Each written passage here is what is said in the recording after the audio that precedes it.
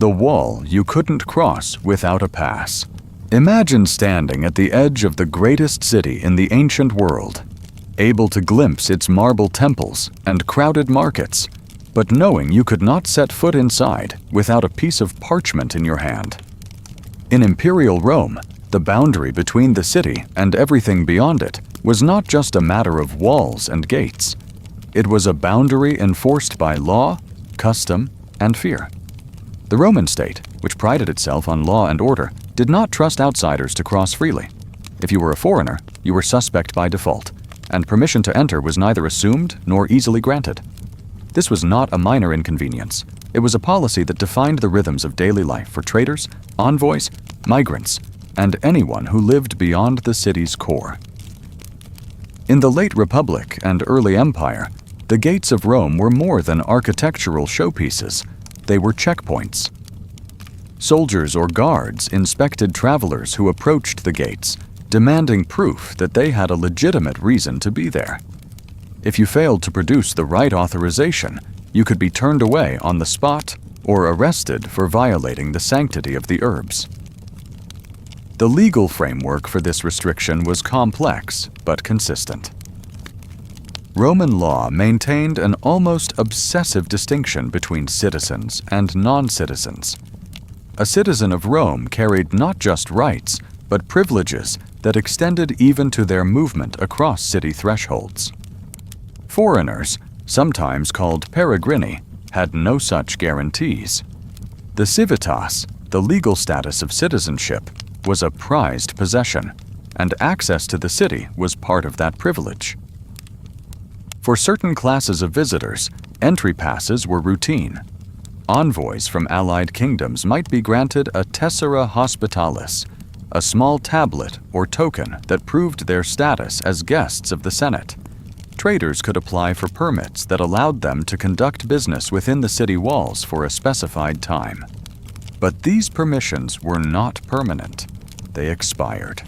They required renewal, and they could be revoked at the whim of an official or magistrate if suspicions arose. Historians have pieced together the reality of these controls from a patchwork of inscriptions, legal texts, and correspondence. The historian Cassius Dio and the jurist Ulpian both described the practice of requiring imperial sanction for foreign visitors, especially during times of crisis or unrest. When grain shortages threatened the stability of Rome, the Senate was known to tighten border controls to prevent what they feared would be an influx of the desperate poor or opportunistic traders. The checkpoints themselves were formidable. The Servian Wall, and later the Aurelian Wall, encircled the city with imposing fortifications. Gates, such as the Porta Capena and Porta Appia, were not simply points of passage.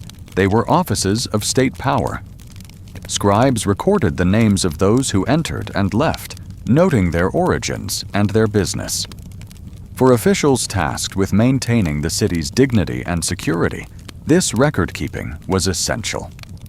To the Romans, this system was a mark of civilization. The city was the beating heart of the empire, a place that required careful regulation to protect its people, traditions, and resources.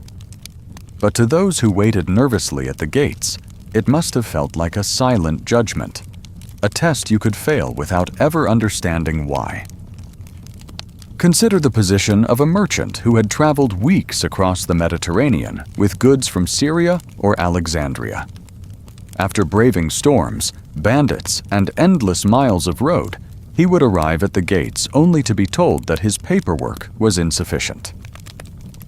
No matter his intentions, he was still an outsider. His accent, his clothes, his face marked him as other.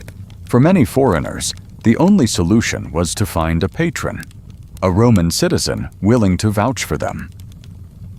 Patronage could open doors, sometimes literally. A senator's recommendation or a wealthy merchant's seal could transform an unwelcome stranger into an honored guest. This dependency fed a culture of obligation and indebtedness that underpinned Roman society. Foreigners who gained access often did so not because the state trusted them, but because they had become useful to powerful Romans.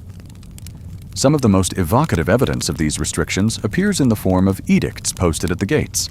These proclamations announced the rules: who could enter, how long they could stay, and what penalties awaited those who defied the law. One fragmentary inscription warns that any foreigner caught inside the walls without permission would face confiscation of goods and immediate expulsion. In times of plague or political instability, the punishments grew harsher. Sometimes imprisonment, sometimes even execution if officials believed espionage was involved. It is easy to imagine how these policies shaped the psychology of visitors. To approach Rome was to approach a place that held itself apart, where belonging was determined by paperwork and favor rather than simple human presence.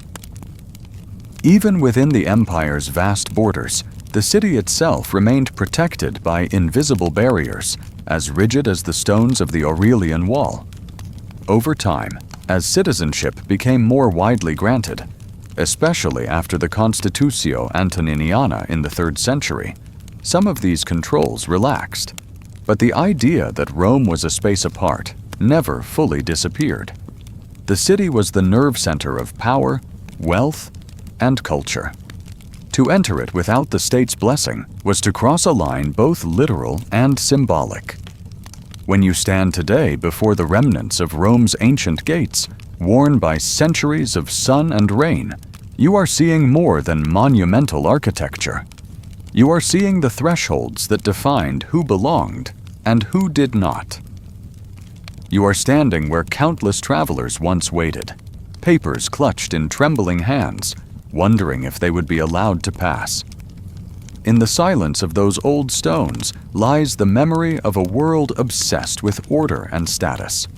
A world where crossing a wall was never just a matter of taking a step.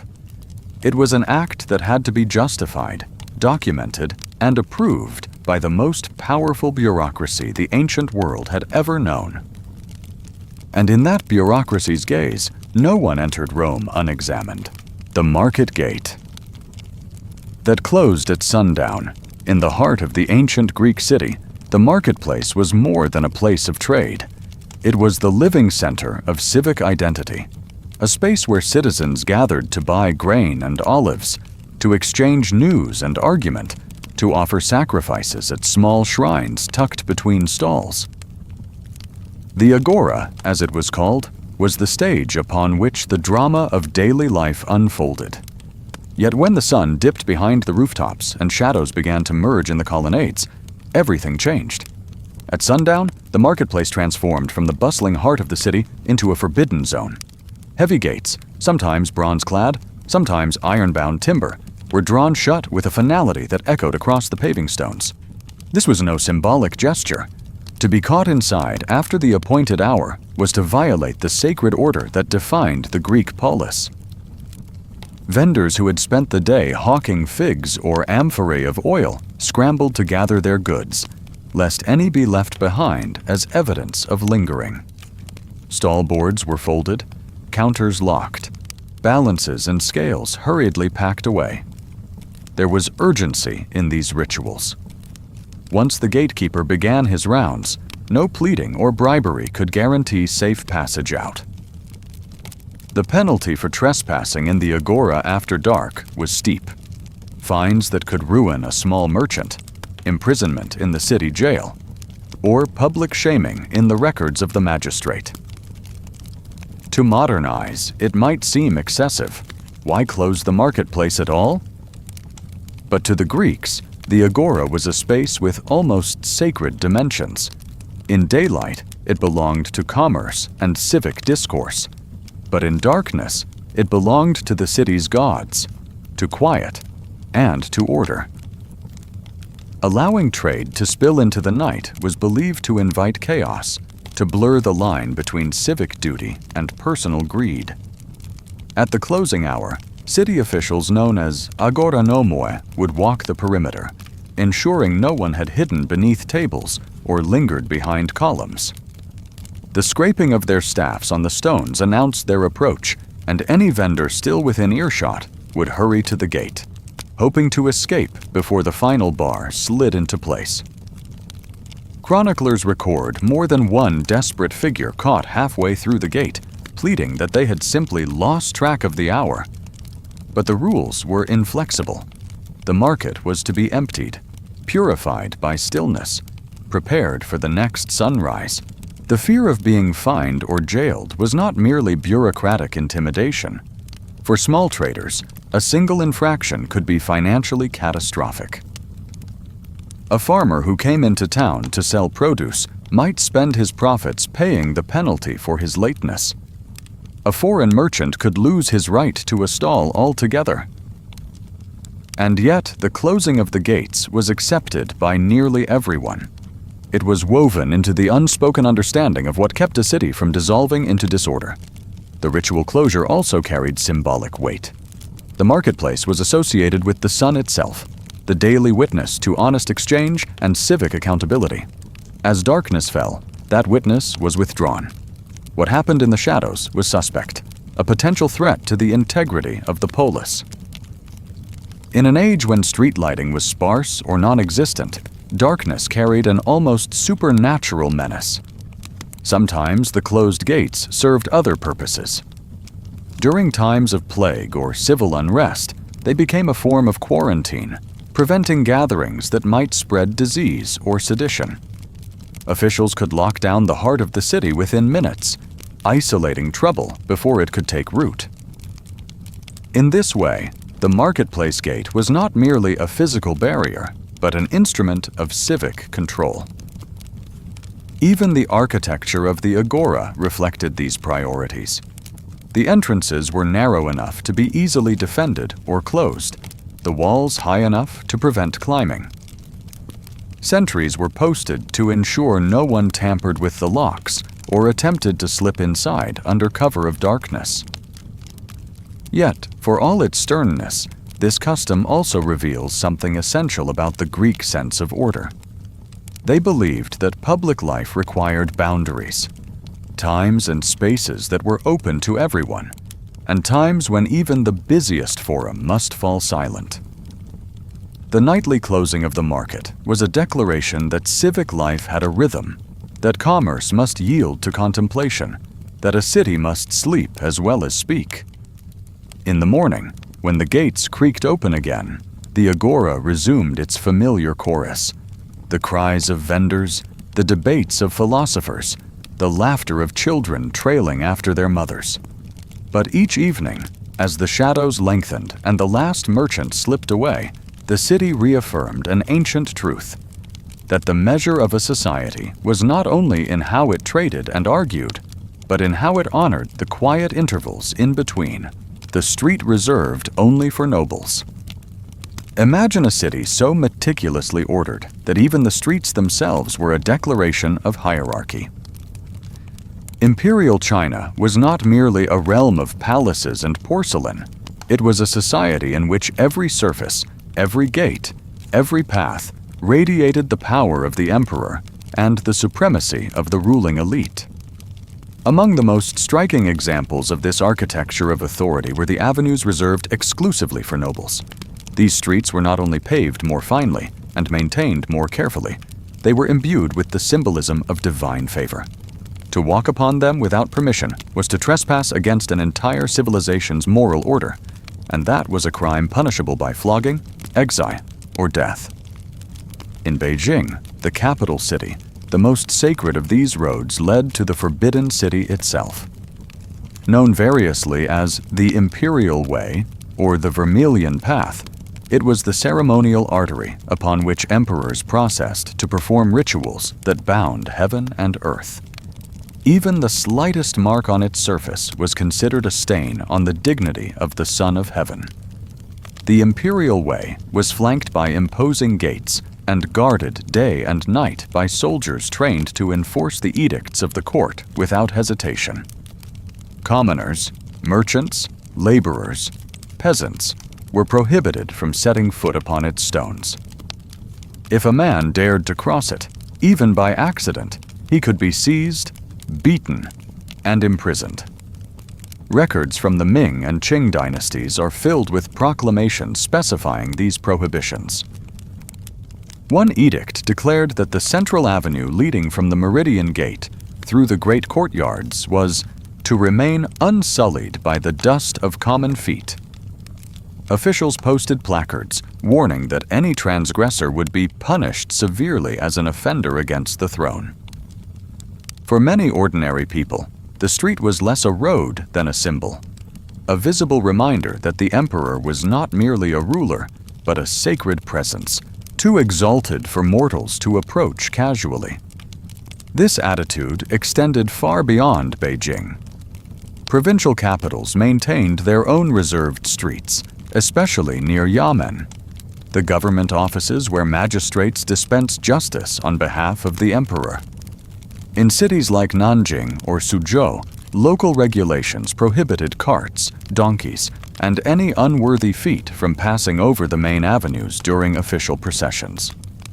When imperial envoys traveled, towns were required to clear the streets ahead of them. Shopkeepers shuttered their doors. Residents knelt by the roadside, heads bowed, until the last standard passed. These customs were not simply about controlling traffic. They were ritual performances of deference. Confucian ideology taught that social harmony depended on each person knowing and observing their place in the hierarchy. A street reserved for nobles was a tangible manifestation of this doctrine. To cross it was to proclaim yourself the equal of men who derived their authority from the emperor himself. And that, in the eyes of the state, was rebellion in miniature. Historical chronicles describe punishments meted out to offenders in terms designed to inspire terror. One account from the Yongle reign tells of a farmer who, confused by new construction, wandered onto a forbidden road. He was seized by guards, stripped to the waist, and flogged until the cobblestones were splattered with blood.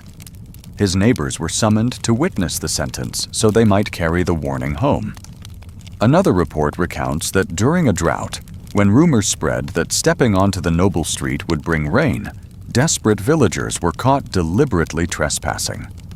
They were rounded up and forced to kneel in the sun for days before being exiled to the border provinces.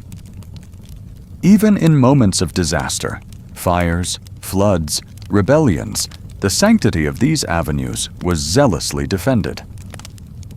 When the Manchu armies advanced to capture Beijing in the 17th century, some officials ordered that the imperial way be protected at all costs.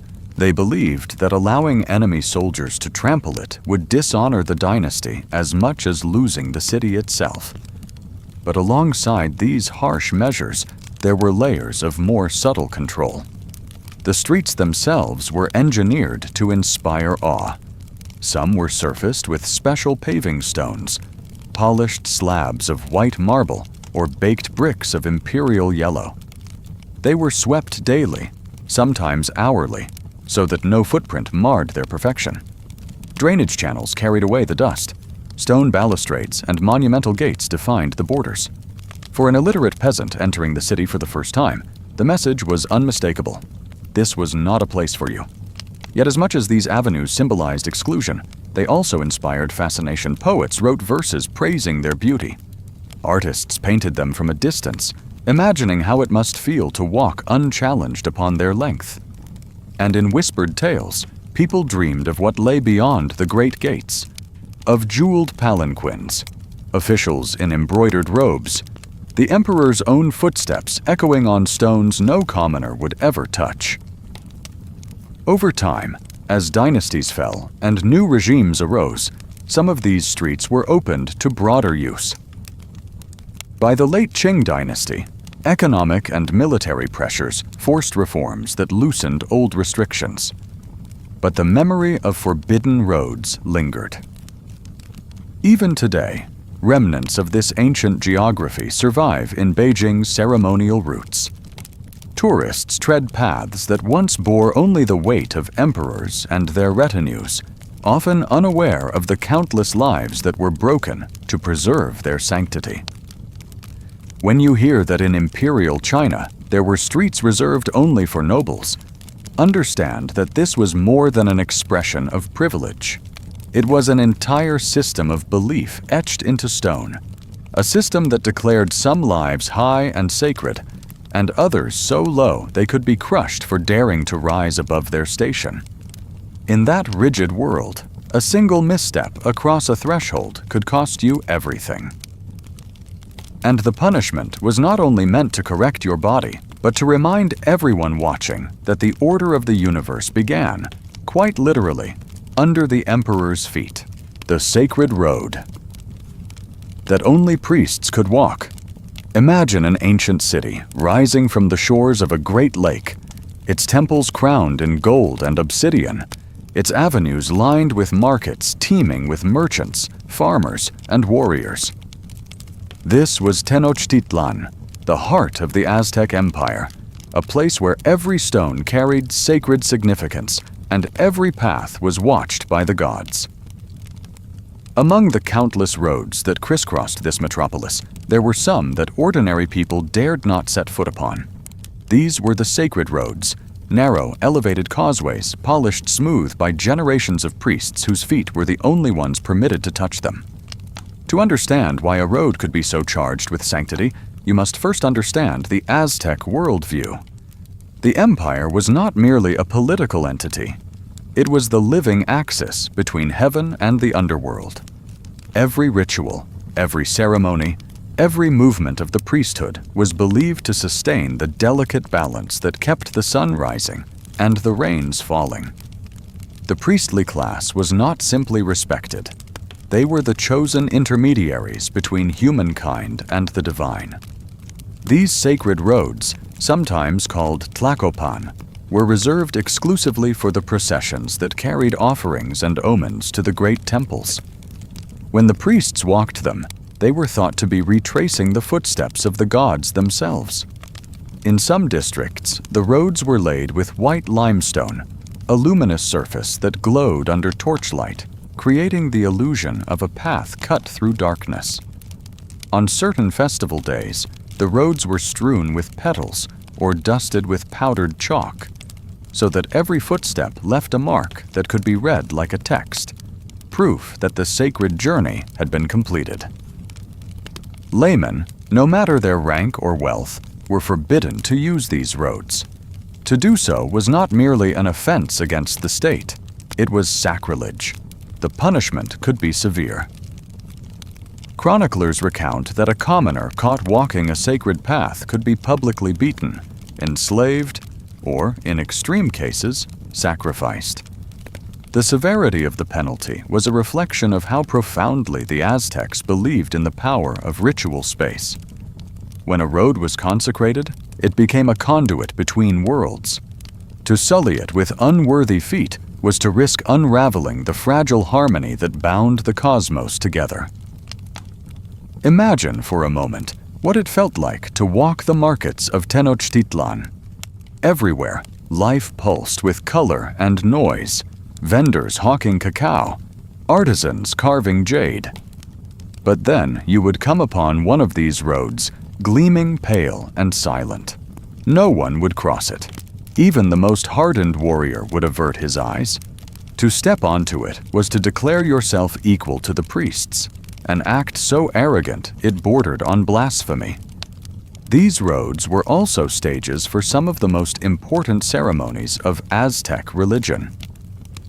During the annual festivals dedicated to Huitzilopochtli, or Tlaloc, processions of priests walked in solemn file along the sacred way, their feathered headdresses nodding in the wind, incense spiraling upward. The people watched from the sides, heads bowed, the air thick with the scent of copal and the low thunder of drums. In these moments, the road became the axis mundi, the center of the world.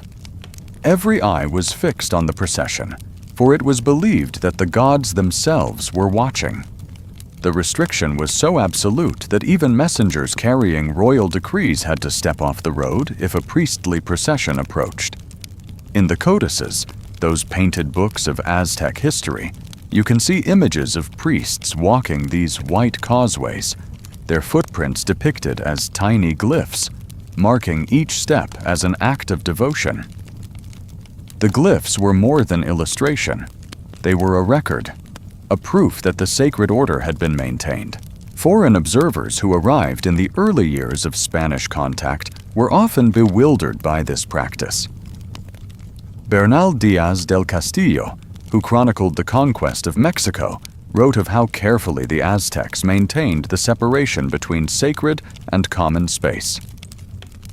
The Spaniards themselves were warned not to ride their horses across the ceremonial roads. To do so would be seen as a deliberate insult to the gods and a threat to any fragile alliance they hoped to forge. In some regions, the sanctity of these roads extended beyond Tenochtitlan. Smaller towns and temple precincts also maintained their own exclusive processional ways. The practice was a sign of how deeply the Aztec worldview merged the physical with the spiritual. The very stones underfoot could be blessed or defiled, and by extension, so could the community's relationship with the divine. Imagine the quiet awe that surrounded these roads when no procession was underway. The white surface would gleam empty under the sun, a silent admonition to every passerby. This is not yours. This belongs to something greater. Children were taught from their earliest days never to touch the sacred way. Elders would watch carefully to ensure that even a curious footstep did not trespass. A single misstep could stain the road, and by extension, the community itself, with ritual impurity that would have to be cleansed through elaborate rites. These roads were not simply infrastructure. They were a declaration of cosmic hierarchy, a daily reminder that the priests alone were entrusted to walk between worlds. And in a society where the gods demanded constant devotion and sacrifice, that distinction was more than symbolic. It was the foundation of Aztec identity. In time, the Spanish conquest shattered the system that sustained these sacred paths. The temples were razed, the priests were killed or converted, and the roads themselves were torn up or built over. But in the memories of those who survived, the image of the white road remained, a path once so holy that no commoner dared to cross it, a road where every footprint was an offering to the unseen powers that shaped the world. If you close your eyes, you can almost see it. The hush that fell when the priests approached, the rustle of their robes, the low chant rising into the smoky air.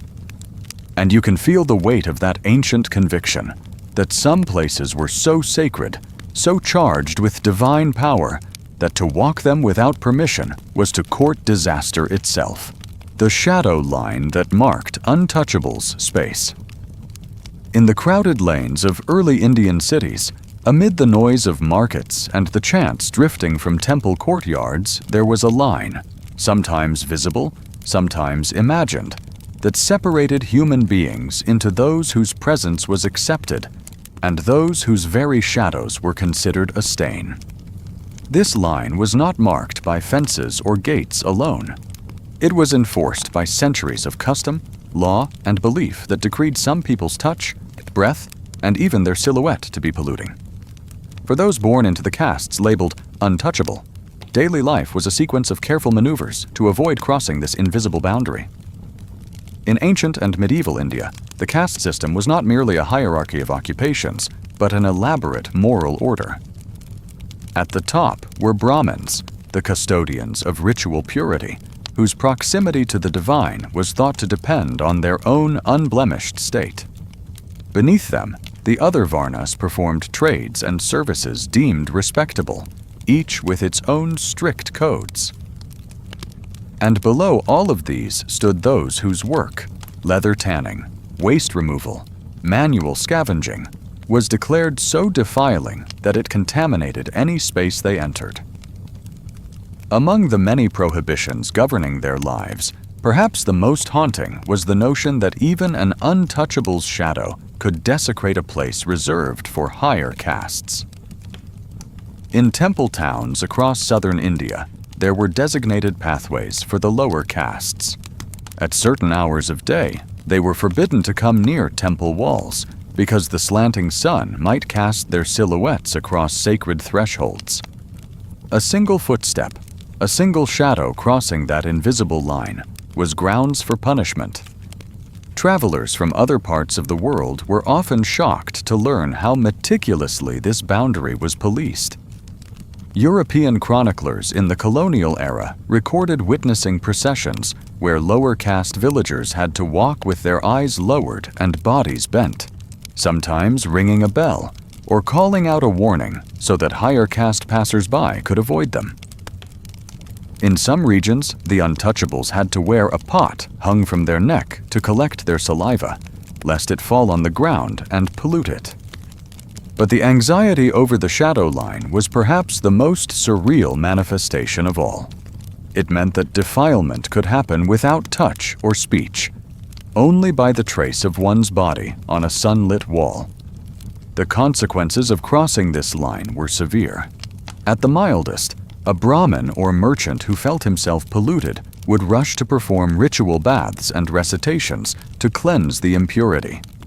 But the offending person might be publicly beaten, fined, or driven from the settlement.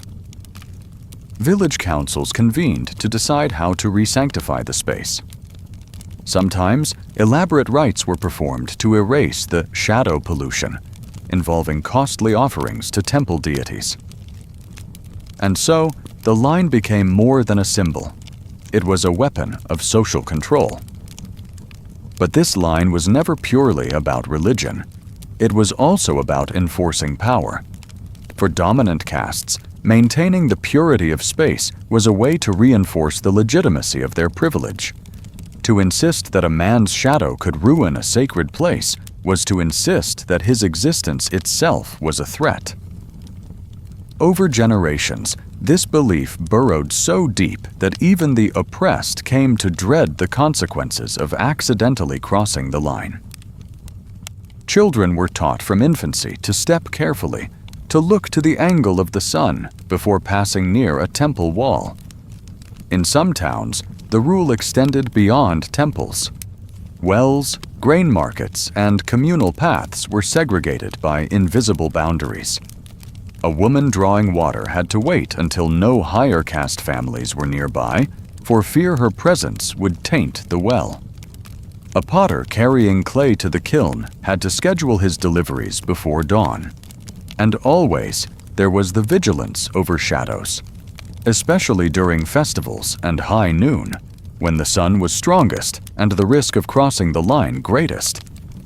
Documents from the British colonial administration, however biased their perspectives, contain chilling evidence of these customs. One report from the Madras Presidency describes a case in which a Dalit man's shadow fell across the steps of a temple while he waited for alms. The temple authorities demanded reparations equivalent to several months of his labor. Unable to pay, he was forced to leave the village. Such stories were so common that they rarely provoked outrage. They were simply accepted as the natural order. But while the higher castes built their walls, physical and symbolic, those who lived under this burden created their own forms of resilience. Communities developed parallel systems of ritual and worship, erecting small shrines in spaces where they were allowed to gather. Oral histories and devotional songs preserved the memory of countless acts of quiet defiance, moments when someone refused to yield the path or dared to look a priest in the eye. These stories were whispered across generations, reminders that dignity could survive even when society declared a person unworthy of sharing light. In the early 20th century, social reformers began to challenge these customs openly. Leaders like B.R. Ambedkar spoke and wrote with fierce clarity about the violence hidden in everyday practices, the fact that a child could be taught to see her own shadow as a source of pollution. Reform movements called for the abolition of untouchability, for equal access to temples and wells, for the restoration of basic human worth. Yet even as legal protections emerged, the deeper prejudices proved more stubborn to uproot. Today, laws prohibit caste discrimination in India, and millions of people proudly reclaim identities once used to demean them. Temples that once barred entry have been opened. Schools that once enforced segregation now teach the ideals of equality. But the shadow line did not vanish overnight. Its memory persists in the stories families tell, in the quiet hesitations of elders, in the deep scars of communities that were forced for centuries to believe their bodies, and even their silhouettes, were contaminants. When we look back on this history, it is not simply to condemn the past, but to understand how power can be sustained by myths so pervasive that they become invisible. The idea that a person's touch or shadow could defile another is a reminder of how prejudice cloaks itself in sacred language, how it can infiltrate even the simplest acts, walking in the sun, waiting in line, standing near a doorway. And it is a reminder that the struggle for dignity is not only about changing laws, but about challenging the ancient stories that taught people to see themselves, or others, as less than human, the river that divided the living from the dead.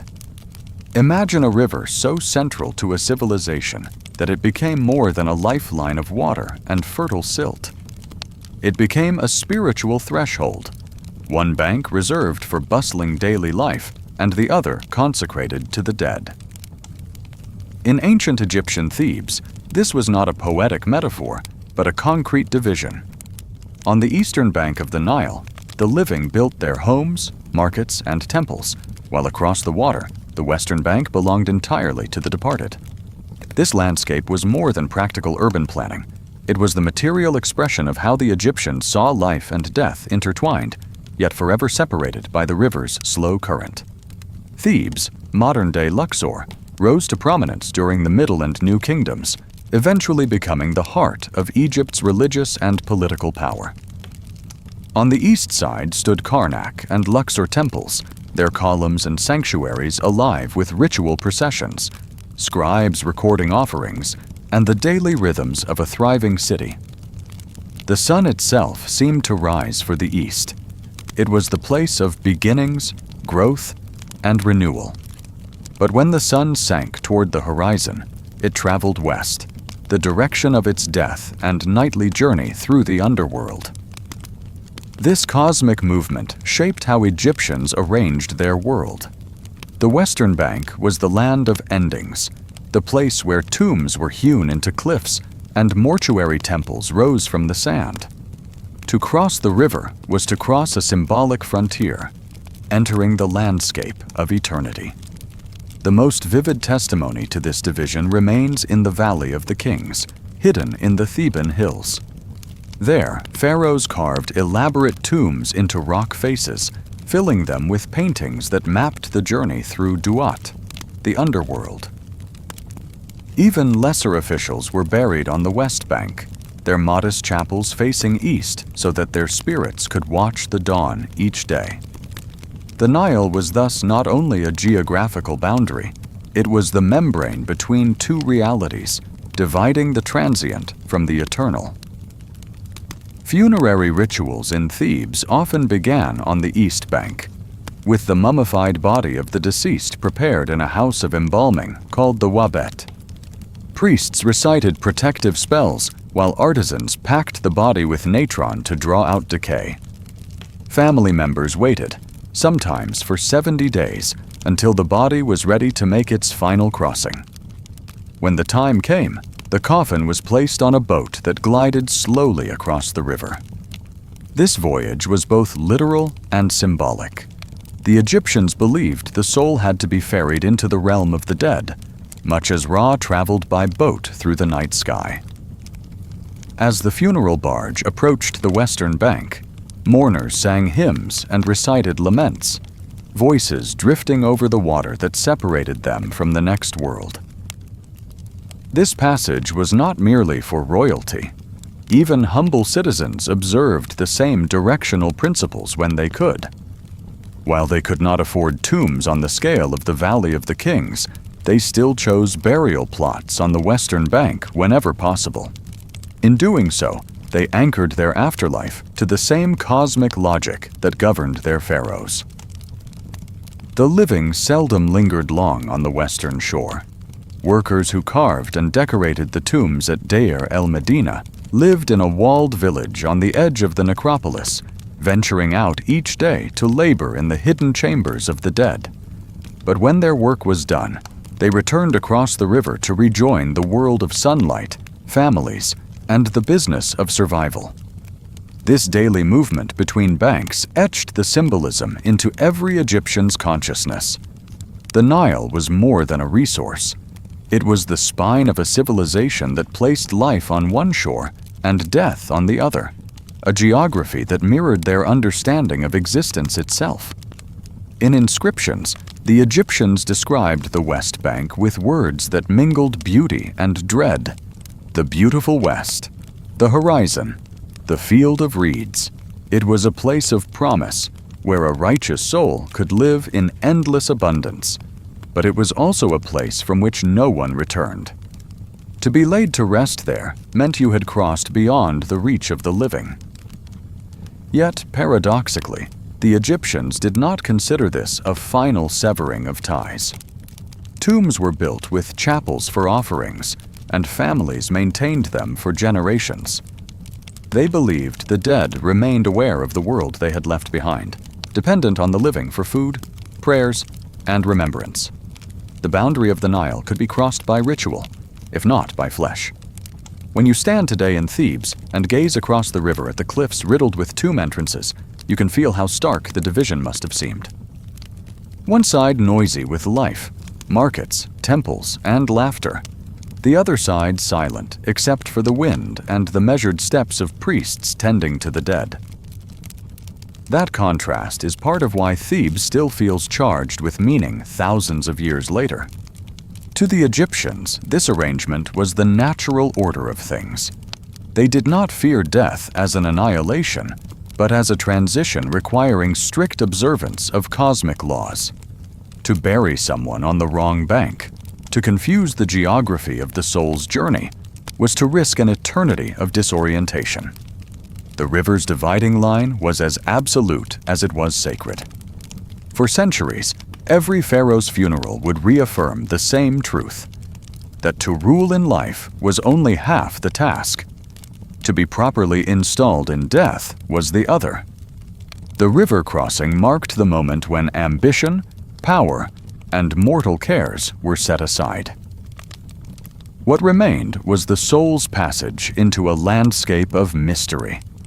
In the stillness of modern Luxor, you can still see the ferries crossing each day, tourists and workers gliding over water once reserved for the dead.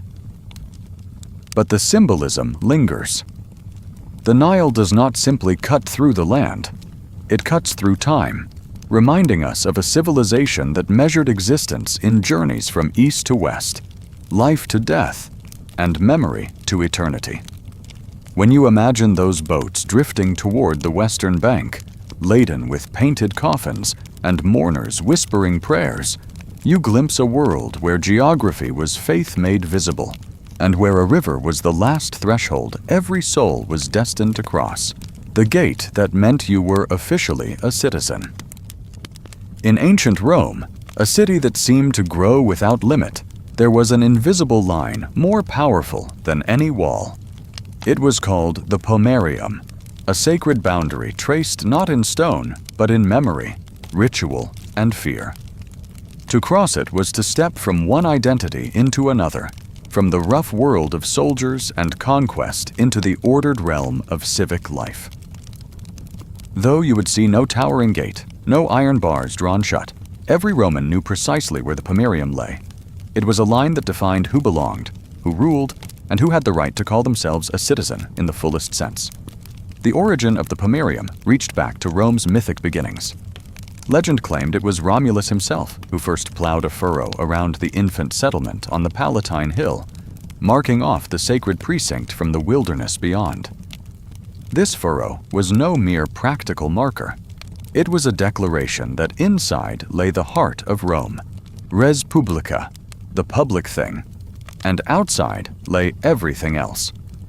Over the centuries, the line was expanded, redrawn, consecrated anew, but its meaning never diminished. To cross the Pomerium was not simply to enter the city, It was to be woven into its civic fabric. Foreigners, slaves, and soldiers had to respect the boundary, for it protected the Roman people from both external threats and internal ambition. Military commanders, men accustomed to absolute authority on campaign, were forced to surrender their imperium at the edge of this invisible threshold. No general could legally bring his army past it. No legionary could carry weapons within it. The city's peace was preserved by this absolute prohibition, a ritual reminder that Rome was not merely a camp of conquest, but a society governed by law. For an aspiring citizen, crossing the Pomerium for the first time was a moment of transformation. A boy coming of age might be led by his father into the Forum, crossing the line as he donned the toga virilis, the white garment that signaled he was no longer a child.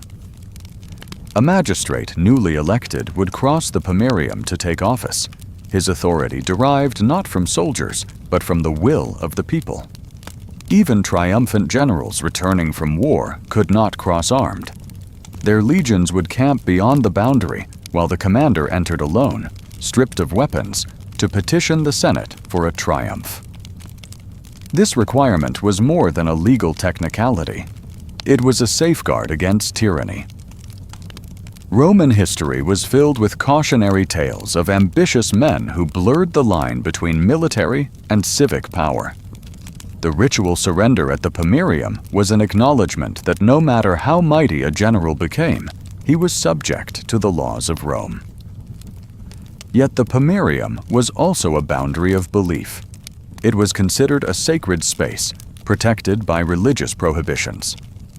Burial within the Pomerium was forbidden, for death belonged to the realm beyond the living city.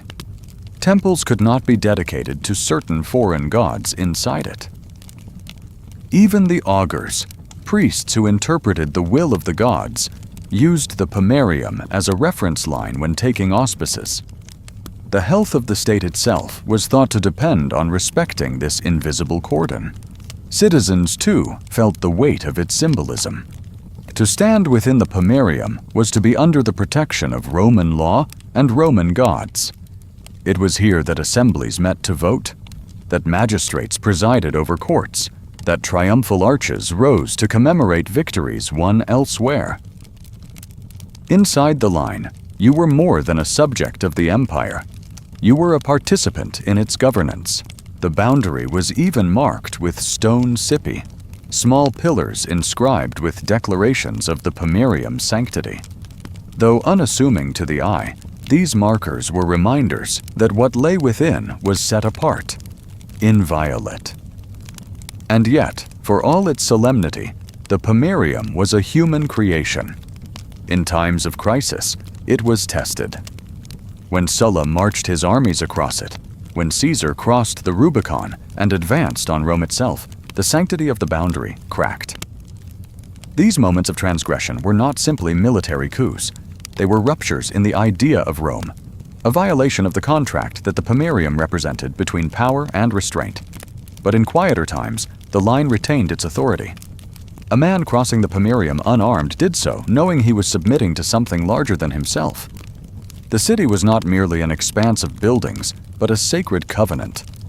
And to step across that threshold was to declare, silently but irrevocably, that you were willing to be bound by its laws.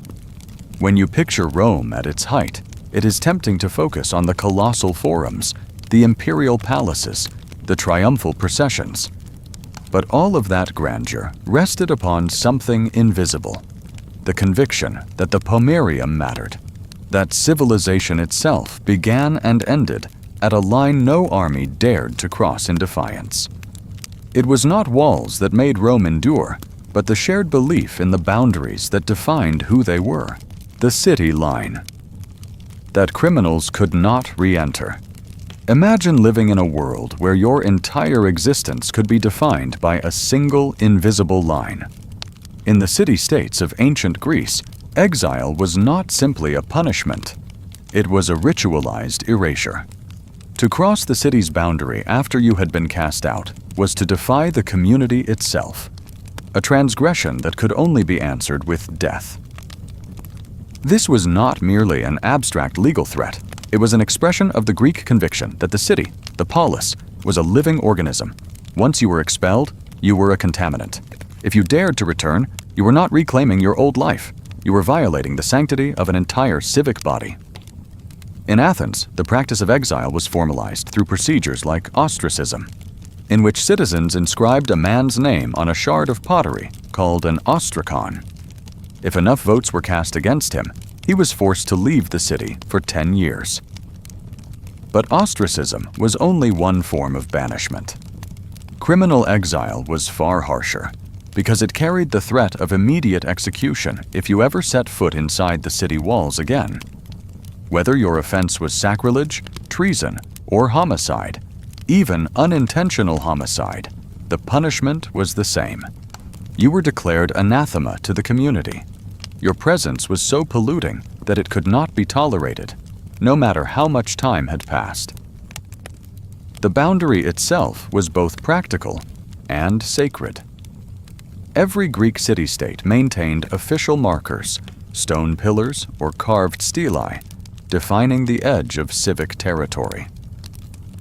Crossing that line was more than a geographic act. It was an assault on the shared moral order. The Athenians called it the horos, a threshold both visible and invisible. Everyone knew where it was. Everyone knew who was forbidden to pass. These boundaries were so respected that even family members seldom dared to help an exiled relative cross back inside. If you were caught returning, you could be seized on sight. There were no appeals to sentiment or personal circumstance. Soldiers or public slaves escorted you to the city prison. Sometimes, magistrates ordered an immediate trial to confirm the violation, but in many cases, the evidence was considered so indisputable that no hearing was needed. You had broken the line. There was nothing left to discuss. The sentence was death, carried out swiftly to reassert the city's authority. Some exiles tried to argue that their crime had faded with time, that the wound to the community had healed. But Greek law saw crime differently. It was not simply a personal failing to be repaid with temporary suffering. It was a stain on the collective conscience, and the passage of years did not automatically wash that stain away. Only a formal decree, sometimes requiring votes from multiple councils and approval by the assembly, could lift the ban. Even then, re-entry was not guaranteed. In Athens, public sentiment could be so bitter that attempts to rescind an exile might provoke riots or reprisals. Other city-states followed similar patterns. In Sparta, exile was rare but absolute. In Corinth, crossing the city boundary after banishment was considered an insult to the gods themselves because every city's borders were sanctified by ritual. Violating them invited not only civic punishment but divine wrath. In Thebes, records survive of men who slipped back across the line under cover of darkness, only to be discovered and stoned to death in the morning. To many Greeks, these executions were not cruelty. They were purification. The city had to defend its integrity as fiercely as a body fights infection. Exile also carried the loss of property and citizenship. Your house could be confiscated. Your name struck from civic rolls. You became, in a literal sense, a non-person, someone without political identity or place. That was partly why returning was so dangerous. If you crossed the threshold again, you were not simply reclaiming your old rights. You were committing an act of defiance that threatened the fragile unity of the polis. Even if neighbors pitied you, they could not shield you without risking their own standing. Yet for all its severity, exile did not always erase a man's influence. Prominent politicians like Themistocles and Alcibiades were exiled, only to find ways to shape Athenian politics from afar. They sent letters, bribed allies, and plotted returns. But even they had to respect the line. Their power ended the instant their sandal touched the city's soil. The threat of death remained absolute. Archaeologists have uncovered boundary stones from ancient Athens inscribed with warnings. Let no man pass here who has been exiled by the people. These stelae were placed where roads entered the city, and they bore the unmistakable stamp of communal resolve. They were both legal instruments and psychological barriers, constant reminders that the city's laws were not suggestions. They were the very condition of belonging. When you hear that exiled Greeks could never re-enter their cities, understand that this was not simply bureaucratic cruelty. It was the expression of a worldview in which the community's health outweighed the individual's fate. The city was sacred. The line was sacred. And the cost of crossing it was your life. In those ancient streets, every threshold carried meaning. Every stone marker was a silent sentinel. And when a banished man stood on the other side, staring at walls he would never pass again, he knew he was no longer part of the city's story. To cross the line meant not just risking death, but proclaiming that the story itself no longer mattered. The alley that meant you were poor. Imagine a medieval city rising in the early dawn, its skyline pierced by the spires of cathedrals and the proud battlements of noble estates. The streets are already stirring, merchants laying out wares, bakers pulling fresh bread from brick ovens, servants hauling barrels of water.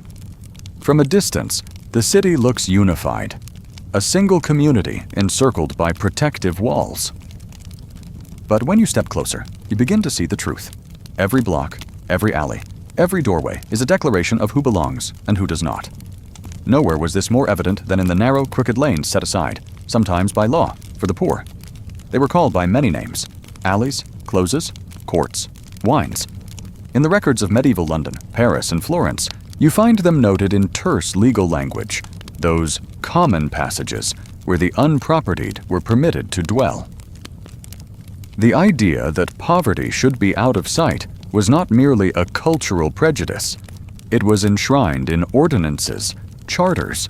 In some cities, wealthy guilds lobbied to keep entire quarters free of unrespectable tenants. If you were a day laborer, a washerwoman, a crippled veteran, your place was in the alleys. To walk down one of these alleys was to be branded by geography itself. The walls leaned inward as if to confine you. Light rarely reached the ground floor. In London, some alleys were so narrow 2 people could not pass each other without turning sideways. In Paris, the poorest lanes were called ruelles, muddy gaps between taller houses where refuse and rainwater pooled ankle-deep. Residents often lived in single rooms without chimneys, the smoke from cooking fires staining every surface black. It was not just inconvenience or discomfort. Living in these alleys was a visible mark of your worth in the social hierarchy. Wealthy citizens looked down on you, literally and figuratively, from their broader, cleaner streets, lined with stone facades and carved doorways. Even when laws did not formally prohibit the poor from living elsewhere, the unwritten rules were just as powerful. If a destitute family tried to rent a room in a prosperous quarter, neighbors complained. Landlords were pressured. In some places, city councils issued fines against property owners who rented to undesirables. At night, the alleys became more than a boundary. They were a prison. Curfews were enforced by watchmen who carried staves and lanterns, patrolling to make sure no one left their assigned quarters after dark. In cities like Florence, the fear of crime and contagion led to policies that effectively segregated the poor. Certain trades were forced to live in designated areas: tanners, dyers, butchers, because their work was considered filthy and their presence a threat to public health. Imagine growing up in such a place. You would have known, almost before you could speak, that your home was an emblem of shame. Children in the alleys were often taunted if they strayed too near the market squares. Alley brat, they were called. Gutter child. These words were not just insults. They were reminders that poverty was assumed to be a moral failing, proof of your family's inferiority. Yet life in these hidden streets was not only degradation, it was also community. Neighbors shared water, food, and tools because no one else would help them. Women formed networks of midwives and healers, passing knowledge from door to door. Men banded together to bargain for day work or to petition the city council for relief when times grew desperate. In the cramped alleys, survival depended on solidarity. Occasionally, a crisis forced the wealthier districts to remember the alleys existed. When fire broke out, and it often did, flames tore through the tightly packed houses with terrifying speed. Chronicles tell of whole families trapped because there was no space to flee. When plague returned, it spread first and fastest among those who had no room to isolate. Officials might wall off the alleys altogether, posting guards to keep the contagion inside. The poor were left to die behind barricades, their suffering hidden from view so that wealthier citizens could feel safe. Over time, some cities tried to impose order on these spaces. Regulations were passed requiring tenants to clean the street in front of their doors. Fines were levied for garbage heaps. But these efforts were always superficial, because the core reality never changed. The alley was where you lived if you had no power to live anywhere else. There were moments of defiance. Records survive of poor residents refusing to pay special taxes levied only on alley dwellers. Some rioted when officials threatened to demolish their homes to make way for new construction. But most of the time, the residents of the alleys endured. They patched their roofs, scrubbed their thresholds, tried to maintain dignity in a world determined to deny it to them. Imagine the geography of shame etched into your life so completely that even your address told strangers who you were. A marriage contract, a work petition, a baptismal record. Each document would record the same damning detail: resident of the alley. And for many, that was a verdict from which they could never escape. Today, some of those alleys still exist, though the centuries have softened their edges. Tourists walk them unaware of the suffering they once contained. They see quaint cobblestones and flower boxes, but if you stand very still, you can almost hear the echoes: the crying child, the cough of sickness, the whispered consolations of neighbors who knew that poverty was not a sin, only a circumstance. This history is a reminder that walls and borders are never just physical. They are tools of judgment. The alleys of medieval cities were designed to keep the poor in their place, out of sight, out of mind. And for the people who lived there, every dawn brought the same lesson. You were welcome in the city, only so long as you remained in the shadows, the stairs, reserved for the emperor's feet. In the colossal palaces of the ancient world, where marble columns soared and jeweled ceilings gleamed above courtiers and guards, there existed spaces so charged with symbolic power that to set foot upon them without permission could cost a person their life. Among the most striking of these spaces were the imperial staircases, steps reserved exclusively for the ruler's passage. They were more than architecture. They were monuments to the idea that the sovereign's presence was not merely superior, but sacred, that even the stones he trod were hallowed by his touch. Across empires, from Rome to China to Persia, this practice took shape in different forms. But the principle was the same. There were stairways built solely for the emperor's ascent and descent. No servant, no visiting dignitary, no soldier could use them. Some of these staircases were hidden behind carved screens or guarded by special detachments whose sole duty was to ensure no foot fell upon them but the ruler's. To violate this rule, whether by ignorance or defiance, was to invite a punishment so severe it struck terror into all who approached the threshold. In the palaces of imperial China, The symbolism of such staircases was bound to the doctrine of the mandate of heaven, the belief that the emperor was chosen by celestial powers and served as the link between the divine and mortal realms. The grand stairways leading to the Hall of Supreme Harmony in the Forbidden City were flanked by immense marble balustrades carved with dragons, symbols of imperial authority. While some steps to the sides could be used by ministers and guards, the central staircase was reserved exclusively for the emperor. The edicts were unambiguous. To place a foot upon this path was an act of lèse-majesté, an unthinkable presumption of equality. Punishments varied across dynasties and cultures, but they were uniformly brutal. In the Han and Ming periods, an intruder on the emperor's stairs could be summarily executed, sometimes on the spot by palace guards who carried out the sentence without trial. The severity was the point.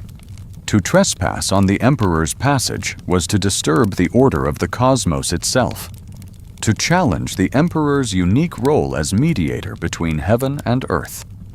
In the Roman Empire, similar rules applied within the Palatine Hill compounds, where private staircases led to the imperial chambers. Though Roman emperors styled themselves differently from the god-kings of the East, they nonetheless surrounded their persons with elaborate protocols to emphasize their inviolability. Certain staircases were draped with rich fabrics or marked by carved eagles, and their exclusive use by the emperor was enforced by the Praetorian Guard. To ascend them without summons was not only a political crime, but an insult to the dignity of the state. Visitors from foreign courts sometimes learned these taboos the hard way. One Persian envoy to Constantinople in the 6th century recorded how, upon approaching the Great Palace, he was stopped by a furious chamberlain for standing too near a staircase reserved for the Byzantine emperor. The envoy was forced to prostrate himself and await permission to retreat, an act of submission designed to remind all who entered that proximity to imperial power was a privilege granted sparingly. Yet the symbolism of these staircases was not merely theatrical. It served a practical purpose in reinforcing the hierarchy that held vast empires together. When the emperor appeared, descending the sacred stairs, his movement was a ritualized display of unapproachable authority. Courtiers who had waited in tense silence were expected to fall to their knees or press their foreheads to the floor, a tableau of submission that reinforced each person's place in the order of things. Within the palace staff, even the slightest slip in protocol could prove fatal. Servants tasked with cleaning or repairing the emperor's stairs often did so under strict supervision. In some palaces, records show that cleaning was performed only at night, by workers required to wear cloth coverings over their feet so that their soles never touched the steps directly. Even in death, the emperor's exclusive right to these pathways was preserved. No funeral processions or pallbearers could ascend them. They belonged to the ruler alone. Perhaps the most striking testament to this custom comes from the chronicles of the Mughal Empire in India. The Red Fort in Delhi, seat of Mughal power, contained a private staircase used only by the emperor to descend from his audience chamber to the inner apartments. When Shah Jahan, the same ruler who commissioned the Taj Mahal, ascended or descended those steps, every sound in the hall ceased. Anyone found lingering near the staircase after he passed could be imprisoned for violating the sanctity of his movement. The logic behind these prohibitions was a fusion of politics and ritual. By forbidding all others to share the ruler's path, these societies projected the idea that the sovereign was set apart, not merely as the first among equals, but as an embodiment of the state itself. To walk where he walked was to pretend to his station, and in a world where hierarchy was survival, that pretense could not be tolerated. Yet despite their terrifying consequences, these rules also inspired fascination.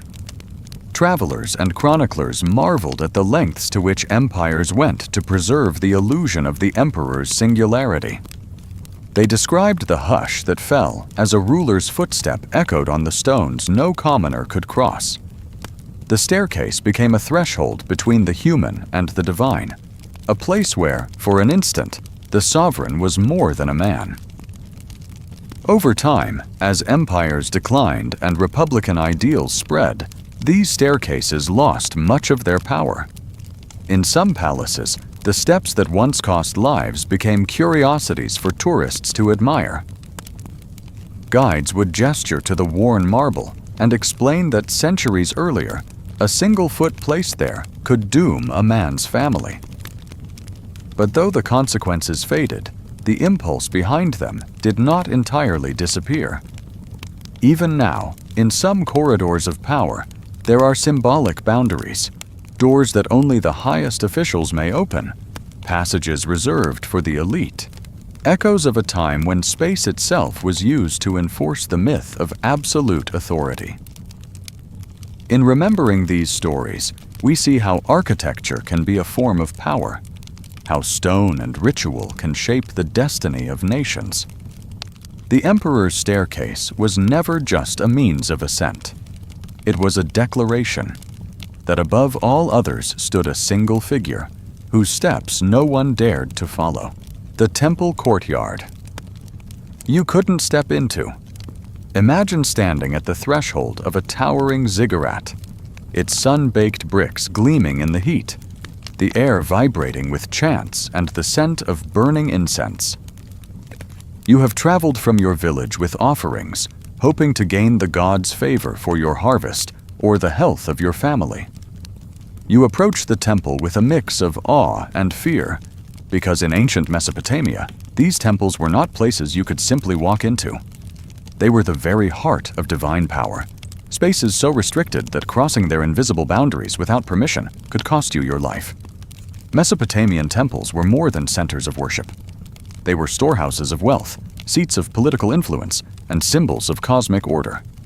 Their towering facades were visible reminders that the gods dwelled among people, watching, judging, and occasionally intervening. But this nearness came with danger. To violate the sanctity of a temple courtyard was to risk unleashing divine wrath, not only upon yourself, but upon your family and community. The layout of these temples reflected this ideology of separation. The outer courtyards were open to the general population. Here, ordinary people could gather, watch ritual processions, or leave offerings under the supervision of priests. But as you moved inward, access became more exclusive. The inner courtyards and sanctuaries were the domain of high-ranking officials, priests, and royalty. Each doorway, each threshold, marked a progression deeper into sacred space and closer to the presence of the deity enthroned within. At the heart of the temple complex stood the cella, the innermost chamber where the god's cult statue resided. Even the highest priests entered only after ritual purification. To step inside uninvited was not merely trespass, it was sacrilege. And in the legal codes of Sumer, Akkad, and Babylon, such offenses were often punishable by death. Cuneiform tablets from the city of Ur, dating back over 4,000 years, describe the strict regulations imposed on temple grounds. Scribes recorded lists of who could enter each part of the complex, how offerings had to be presented, and what gestures were required to demonstrate respect. The Eninu Temple of Ningirsu at Lagash had guards stationed at every gate, tasked with watching for anyone attempting to cross the forbidden lines. These guards had the authority to detain or execute intruders without waiting for the city's civil authorities to intervene. Part of this strictness was practical. Temples were repositories of immense wealth. Inside their storage rooms were precious metals, grain reserves, ceremonial garments, and tablets recording transactions that governed much of the city's economy. To protect these assets, the priesthood enforced rigid controls. But beyond wealth, there was an even more potent justification: purity. In Mesopotamian belief, the god's presence was both a blessing and a peril. The divine could purify and protect, but it could also contaminate or destroy those who approached unworthy. A person who had not undergone ritual cleansing was thought to carry spiritual pollution that could defile the temple itself. Texts from the time describe elaborate purification rites, bathing, anointing with oils, reciting incantations, before even the highest officials could cross the final threshold. These boundaries were visible and invisible. Walls and gates defined the outer limits, but there were also markers, lines etched in paving stones, carved inscriptions, reminding all who passed that here the laws of men yielded to the laws of the gods. One surviving inscription from the Temple of Ishtar at Nineveh warns that any unauthorized person who dares set foot beyond the sacred courtyard will have their name erased and their lineage extinguished, a punishment more feared than death itself. Imagine the tension of standing just outside that boundary, your offering in hand, knowing that a single misstep could bring disaster. Children learned these limits early. Even during festivals, when processions passed through the city streets, the inner courtyards remained off-limits to all but the chosen few. If the king himself entered the cella to prostrate before the god's statue, every onlooker knew they would never see what happened beyond that door. This separation was not only about spiritual hierarchy, but also social control. The priesthood and ruling elites used these rules to reinforce their authority. To be granted permission to cross the threshold was an honor reserved for those whose loyalty and lineage had been proven beyond doubt. The rituals that unfolded in the hidden chambers, offerings of bread and beer, prayers whispered in Sumerian, were mysteries that bound the powerful together. In some cities, such as Nippur, the temples were considered so holy that even the king approached them with trepidation. Before entering, he would remove his crown and weapons, humble himself as a supplicant rather than a ruler. For common citizens, this spectacle reinforced the idea that no human stood above the gods' decrees. The temple was the axis of the world, the point where heaven and earth touched, and it tolerated no presumption. Even today, when you walk among the ruins of Mesopotamian temples, you can feel the gravity of these places. The shattered walls and sun-bleached paving stones still carry the memory of those invisible lines that once divided the profane from the sacred. You can almost imagine the guards watching from their posts, eyes scanning the crowds for anyone daring enough or foolish enough to cross without permission. In the silence of those ruins, it is easy to forget how many lives were shaped by the fear of a single step too far. For the people of ancient Mesopotamia, that fear was not superstition. It was an understanding that power, divine or human, always requires boundaries. To violate them was to invite catastrophe. And so, generation after generation, the temple stood at the center of every city, a reminder that no matter how prosperous or sophisticated the civilization became, the ultimate authority lay with forces unseen and incomprehensible. Those forces waited just beyond the threshold, patient and implacable, watching to see who would dare to cross the line, the roof line, that determined your rank. In Edo period Japan, the world was arranged according to invisible lines of hierarchy that governed everything from the cut of your kimono to the shape of your roof. These divisions were not simply social conventions. They were codified into law, enforced by a bureaucracy that saw no contradiction between aesthetics and authority. Among the most striking examples was the rule that the very height of your house declared your place in the social order. The roofline itself was an announcement, an architectural confession of rank, and to overstep it, even by a few feet, was to risk everything. Imagine walking through the streets of Edo, today's Tokyo, as the shogunate reached the height of its power. The city was a living diagram of class distinctions. The low, modest dwellings of peasants and townspeople pressed close to the ground, their eaves no higher than the shoulders of a standing samurai. By contrast, the homes of the warrior class rose taller, their roofs sweeping elegantly upward, projecting an unmistakable aura of superiority. This hierarchy was so meticulously enforced that building inspectors, acting under orders from the magistrates, routinely measured roof lines and checked elevation plans. A merchant who dared to construct a house with a ridgepole higher than that of a neighboring samurai could expect swift and uncompromising punishment. At best, he would be ordered to tear down the offending structure. At worst, the entire building might be demolished by decree, leaving the family homeless and publicly humiliated. Why such severity over something as mundane as a roof? To the Tokugawa regime, the answer was simple. Stability depended on everyone knowing and displaying their place. The strict class system, known as the Shinokosho, divided society into warriors, farmers, artisans, and merchants. Samurai stood at the pinnacle, not merely because of military prowess, but because they were seen as the moral backbone of the nation. Their houses were to embody that superiority in every visible way. Architecture was a language of loyalty. A humble roofline signified obedience and acceptance of one's station. A too-tall roof, by contrast, whispered of ambition, of presumption, of disrespect for the social contract. It was an unspoken challenge to the order that held the country together.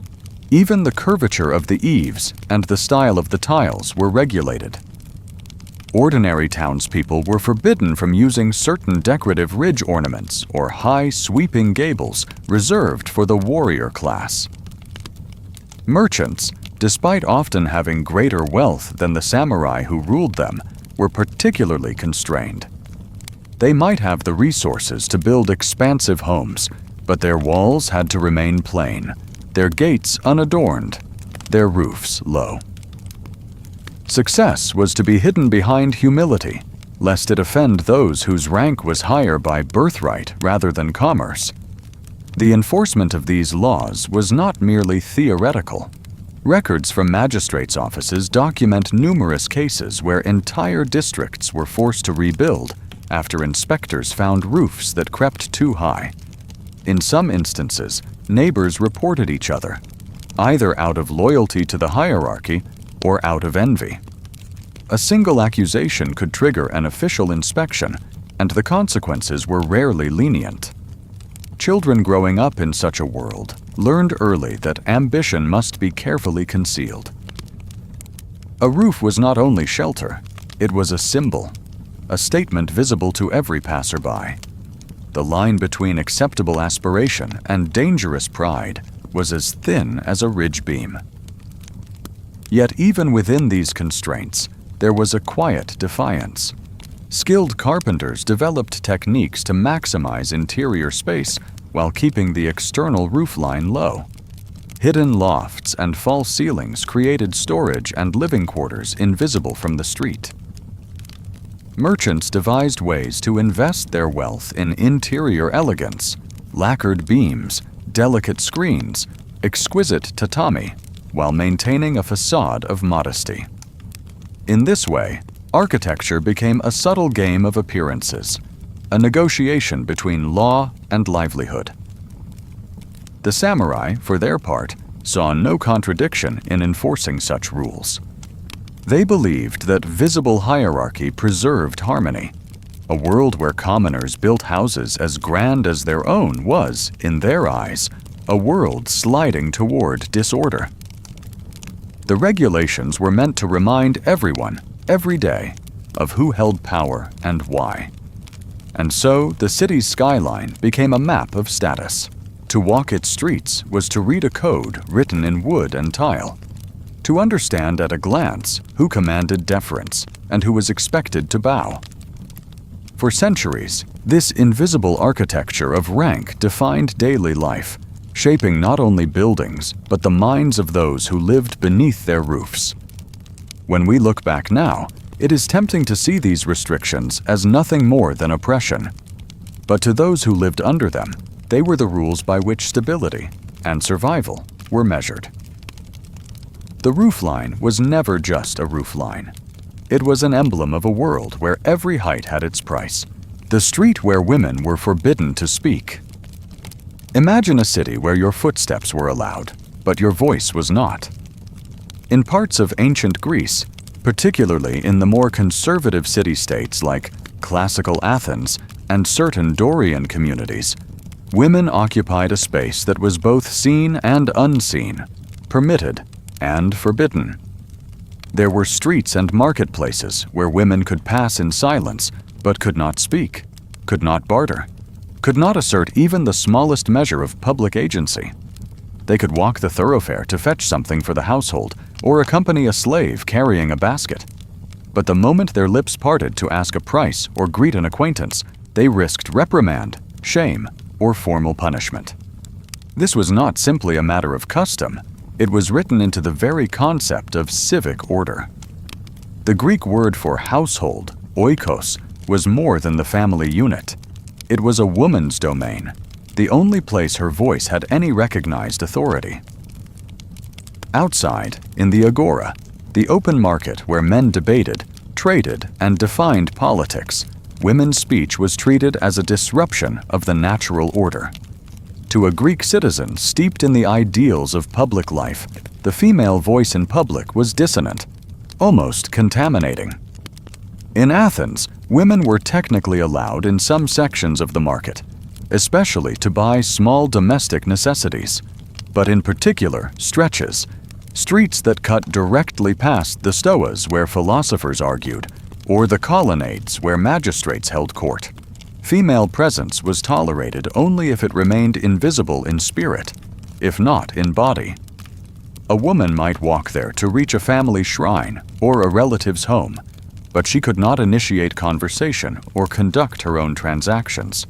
Instead, she had to bring a male guardian, a husband, son, or household slave, authorized to speak on her behalf. These rules were more than an expression of patriarchy. They were part of the Greek obsession with sophrosine, self-control, and measured conduct. A woman who spoke publicly risked being perceived as shameless, a threat to the moral economy of the polis.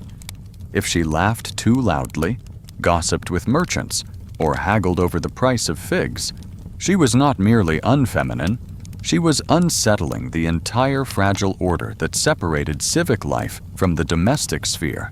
Historians and classicists have pieced together these prohibitions from a patchwork of sources, legal codes, comedy, and philosophical treatises.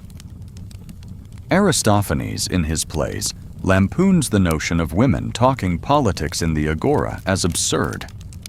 The orator Demosthenes describes women as creatures who should be heard of within the house and nowhere else. Even Plato, more progressive than most, assumes in his dialogues that public speech is an inherently male prerogative. It was not simply theoretical. In Athens, the laws of Solon set down regulations about female comportment that extended to speech. Women could not deliver testimony in court except under extraordinary circumstances. They could not stand in the assembly to address a grievance. They could not conduct trade on their own. A woman who transgressed might be fined or publicly rebuked by a magistrate. In some poleis, the punishment was more severe: exclusion from religious festivals or being barred from further movement in public without an escort. The image of silent women moving through a bustling marketplace, shoulders bowed, eyes averted, is not just poetic. It is documented in the archaeological record.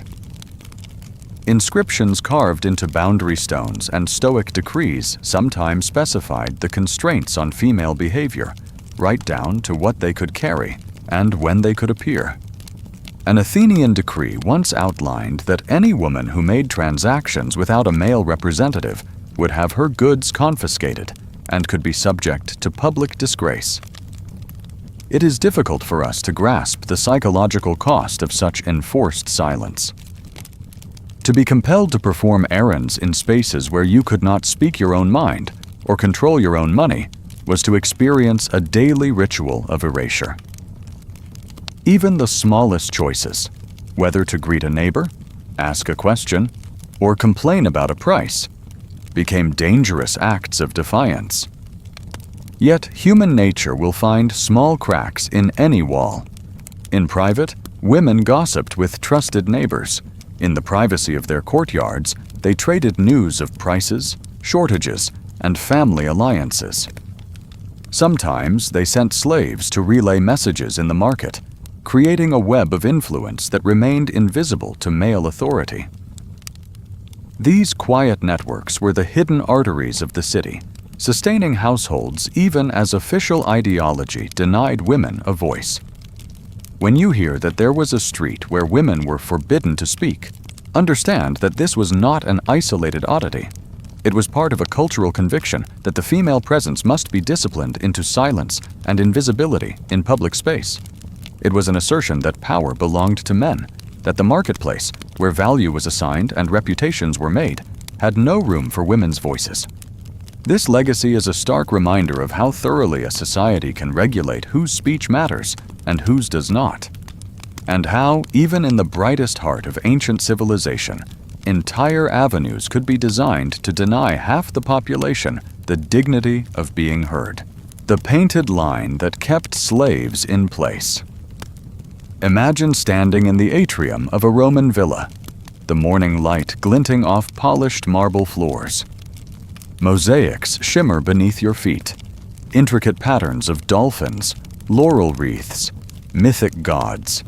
Every surface gleams with wealth and power. But if you look closely, you'll notice a detail that almost disappears in all this splendor: a simple painted line running across the floor. To a modern visitor, it might seem like decoration or the border of a geometric design, but for the enslaved people who lived in this house, it was something else entirely. A boundary that defined their place in the world, a silent command they dared not cross without permission. In the great houses of ancient Rome, status and hierarchy were enforced not just by words or laws, but by architecture itself. The Roman elite believed that order in the household mirrored order in the universe. Just as the gods reigned over mortals, masters reigned over their slaves. These painted lines, sometimes set into thresholds with colored tiles or traced in red pigment, were visual markers of that dominance. They were called limina, thresholds, or simply linea, the lines. When you were a slave in such a household, you learned early that everything depended on whether you were allowed to cross that line. If you were a cook, you might never leave the kitchen wing. If you were a cleaning slave, you could only enter the atrium when no guests were present. And if you were a personal attendant, a cubicularius, you waited precisely at the line until your master beckoned you forward. To step across unbidden was not merely an act of rudeness, it was a violation of the cosmic order of Roman society.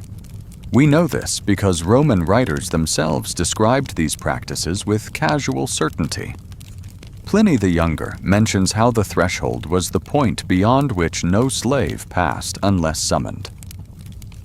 Other authors talk of the lines as necessary tools of discipline, a way to keep the household running smoothly and to prevent what they called familiarity, the dangerous illusion that an enslaved person might forget their place. Archaeologists have found evidence of these boundary markers in villas from Pompeii to Ephesus. In some houses, the line was a narrow band of colored tesserae stretching across the entry to the main reception room. In others, it was a painted strip with Latin inscriptions reminding the slaves of their limits. Even when no words were used, everyone understood the meaning. This space was reserved for free men and women, people of status, citizens of Rome. Imagine the psychological weight of that line. You are an enslaved child, perhaps 8 or 9 years old, born into servitude. You carry a tray of food toward the dining room, and you stop, exactly at the painted threshold. You wait, eyes lowered, your heart beating fast. If your master does not notice you, You must remain there. Minutes, even hours, until you are acknowledged. And if you forget yourself, if you step across to whisper a question or plead for mercy, the punishment could be immediate and brutal. A blow, a rebuke, a record in the household ledger marking you as insolent. Roman society prized discipline above all. The household was a training ground for the empire's ideals: hierarchy, control, obedience. The painted line was a daily reminder that no matter how indispensable you were, no matter if you had served the same family for decades, you were still property, a tool to be used, never an equal. Some households were more lenient. Wealthy Romans who prided themselves on their Greek learning might boast of treating their slaves with kindness, allowing them into the reception areas, or even to share in conversation. But even in these more enlightened homes, the lines often remained. They were part of the architecture itself, woven into the mosaic floors. To remove them would be to unmake the visual language of Roman authority. And so, day after day, the enslaved population of the empire learned to navigate these invisible walls. In the morning, they swept the rooms they could never inhabit. They polished the thresholds they could never cross. They carried platters heaped with delicacies they would never taste. And always they stopped at the line. When guests arrived for a banquet, the ritual was the same. Slaves stood just beyond the threshold, heads bowed, ready to serve. The line was as much a performance for the visitors as it was a control over the household. It reassured everyone present that Rome was a place of order, where every person knew their rank. The irony is that while the painted lines declared slaves unworthy to cross into certain rooms, Roman masters depended utterly on their labor. Every feast, every legal contract, every display of power rested on the work of those who waited silently at the edge of the mosaic.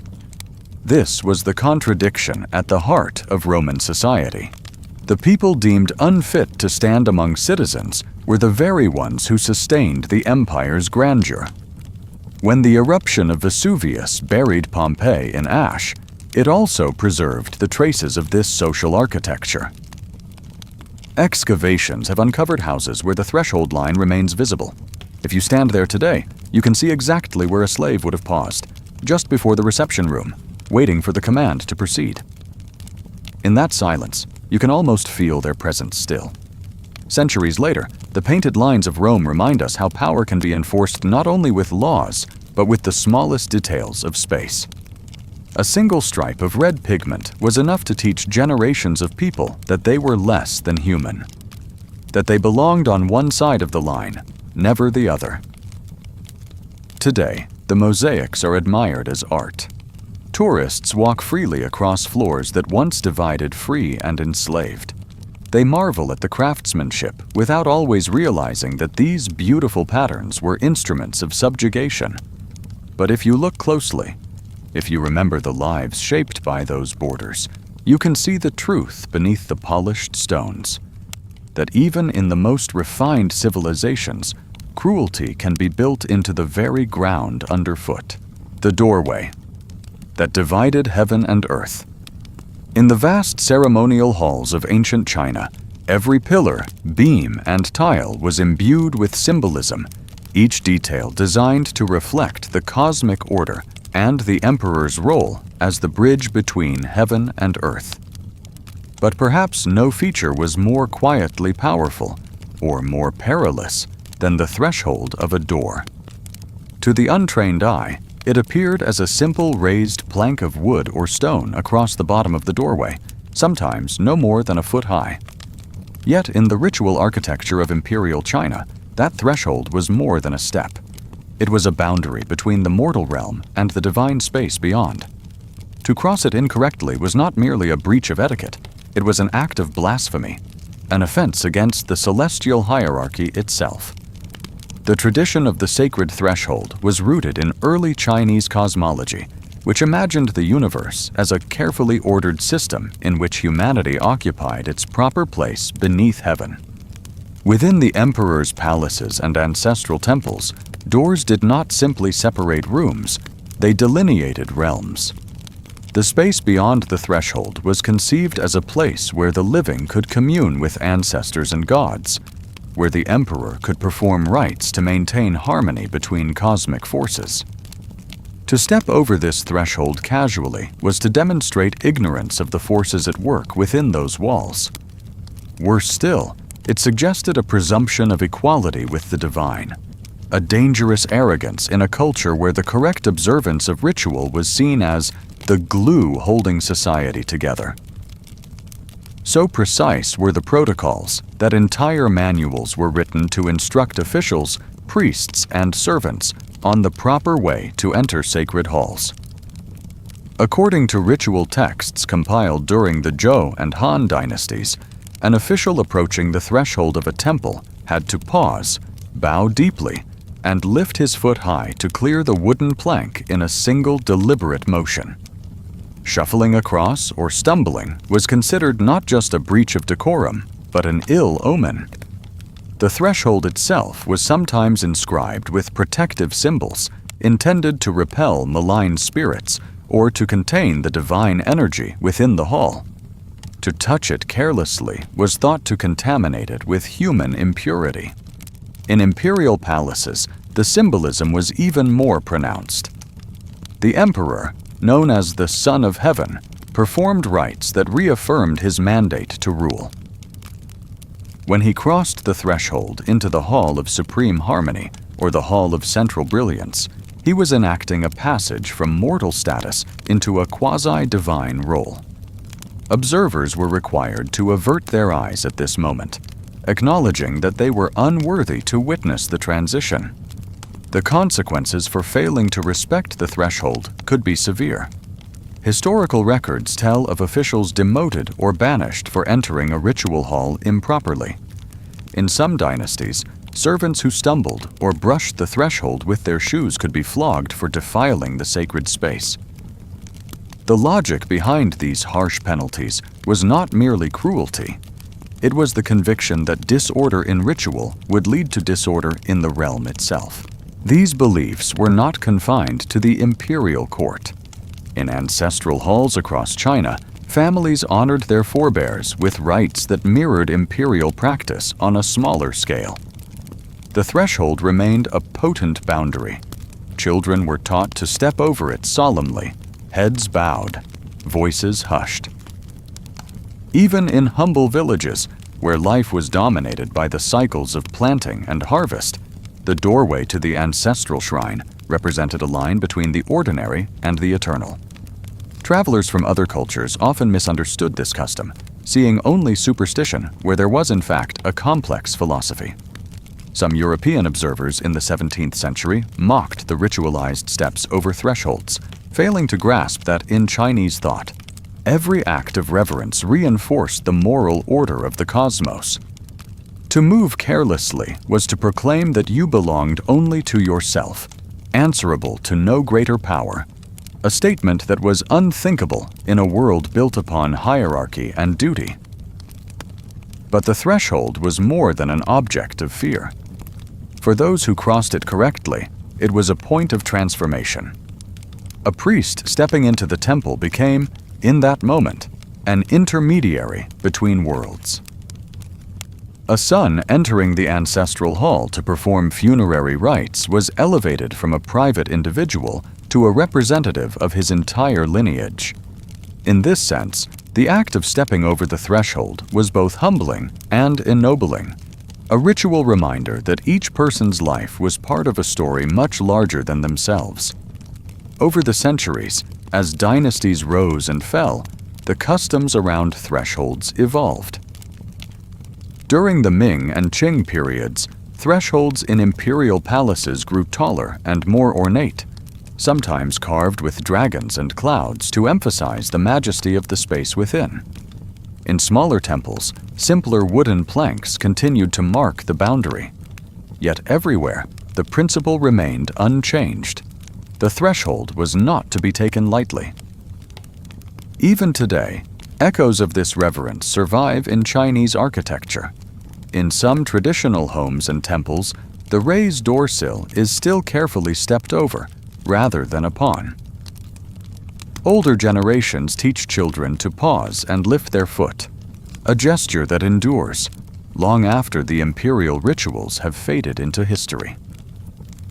When we look back on these practices, it is tempting to see them as relics of a distant world.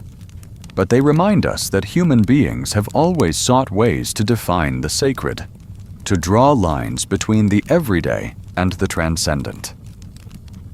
The threshold was a line of wood or stone, but it was also a line inscribed in the mind, a reminder that every step we take carries meaning. In a society where order was survival, where heaven's favor was never assured, even the simple act of crossing a doorway became a moment of profound significance, a declaration of respect for all that lay beyond the reach of mortal hands. The marketplace, where foreigners couldn't haggle. Imagine stepping into the heart of ancient Babylon on a market day. The air is thick with the scents of cumin and roasted grains, the shouts of merchants echoing against massive brick walls. Stalls spill over with copper tools, dyed wool, dates piled high in reed baskets. Everywhere you look, buyers and sellers haggle in a cacophony of voices: Sumerian, Akkadian, Aramaic, each competing for the best bargain.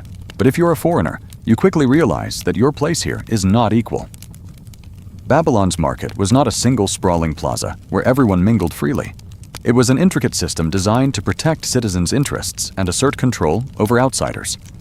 Certain sections were reserved exclusively for Babylonian citizens, their stalls clearly marked by symbols or official seals. There, locals could negotiate freely, testing the patience of sellers and driving prices down. In another part of the market, foreigners, merchants from distant lands, seasonal traders, emissaries, were permitted to buy goods, but always under restrictions. The most striking of these was a ban on haggling. This policy was not casual prejudice, it was deliberate economic strategy. By forcing foreigners to buy at fixed prices, often inflated above the market rate, Babylon protected its citizens' access to affordable resources and ensured that foreign wealth flowed directly into the city's coffers. The records etched on clay tablets and preserved in the archives of Babylon describe the strict regulations that governed these transactions. Certain officials, known as market inspectors or Rab Tamkarim, enforced the rules. Their duties included verifying weights and measures, resolving disputes among local merchants, and ensuring that foreigners complied with price controls. If you were a trader from Elam or Phoenicia, you had to present your credentials and register your business before you could approach the designated stalls. If you tried to haggle, the inspector had the authority to confiscate your goods or impose fines on the spot. The reasoning behind this system was partly economic and partly cultural. The Babylonians saw their city as the navel of the world, the center of civilization. Their law codes, most famously the Code of Hammurabi, laid out precise regulations on trade, contracts, and debt. These laws established citizens' privileges as a cornerstone of social stability. Foreigners, though essential for supplying luxury items and exotic goods, were regarded as opportunists whose profits needed to be curtailed. Imagine the frustration of a caravan merchant who had traveled for weeks along the Euphrates, only to be told that he must pay more for grain or oil than the man beside him, simply because he lacked Babylonian citizenship. The merchant could complain, but there was no appeal. The price was the price. Archaeological finds illuminate the scale of this economic control. Cylinder seals used to authenticate contracts often included specific notations: citizen buyer, foreigner buyer, or subject of the king of Ex.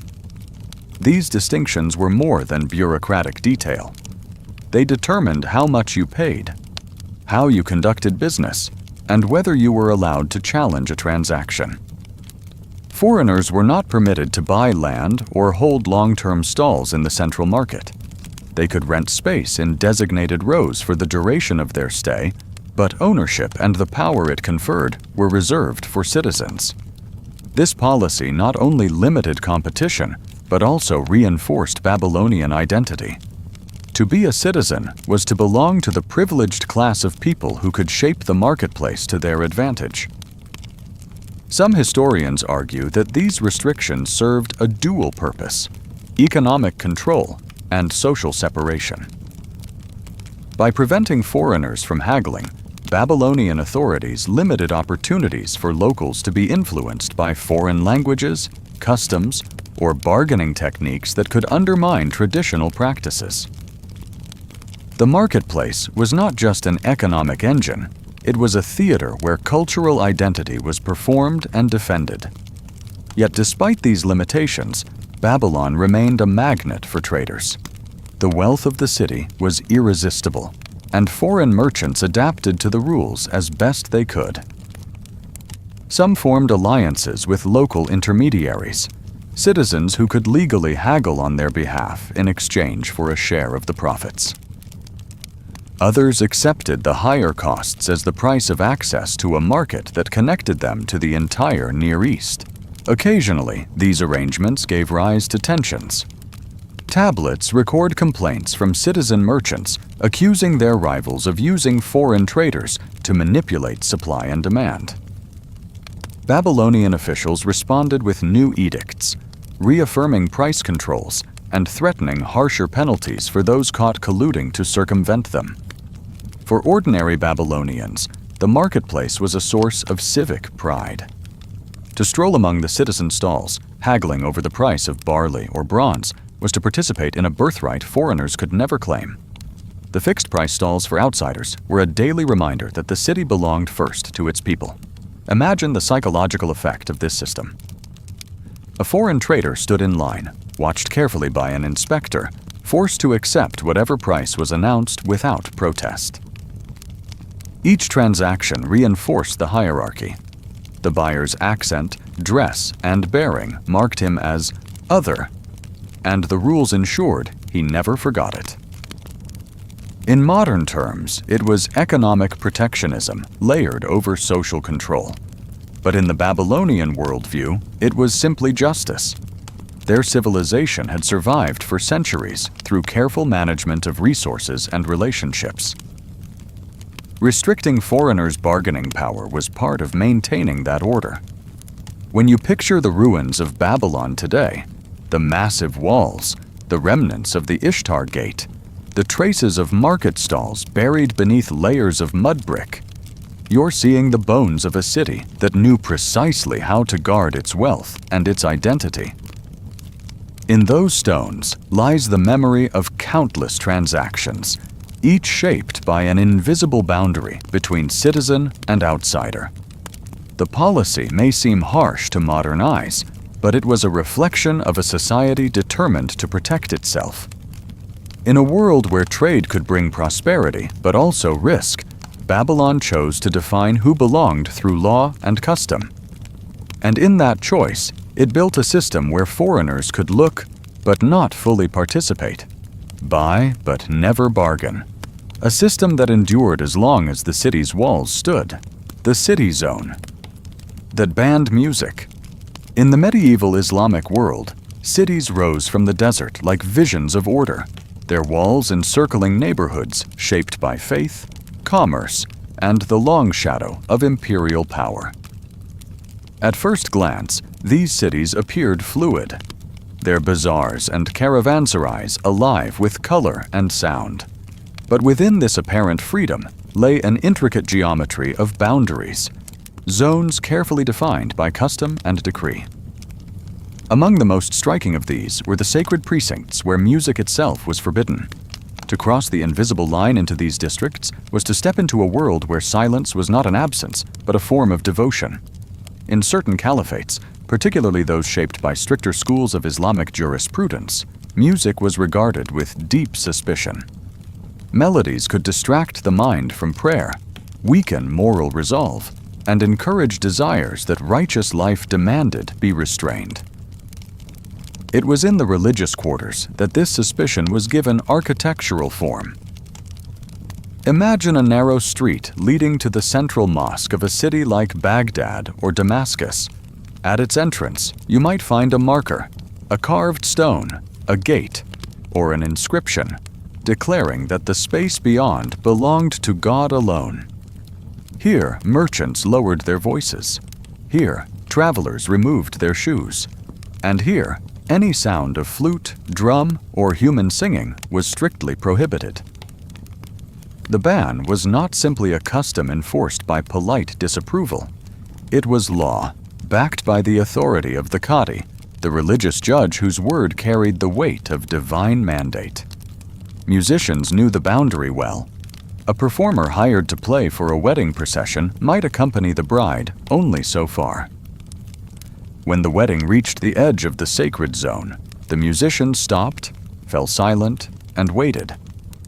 To continue playing was to risk punishment that could include fines, confiscation of instruments, or public humiliation. Chroniclers record that enforcement was often swift. Officials tasked with preserving the sanctity of the district patrolled the streets, listening for any stray note that crossed the threshold. If a lute or rebab was heard drifting through an open window, the offender could expect a summons to the Qadi's court. In some accounts, the musician's instrument was broken on the spot, a visible symbol that art must yield to faith.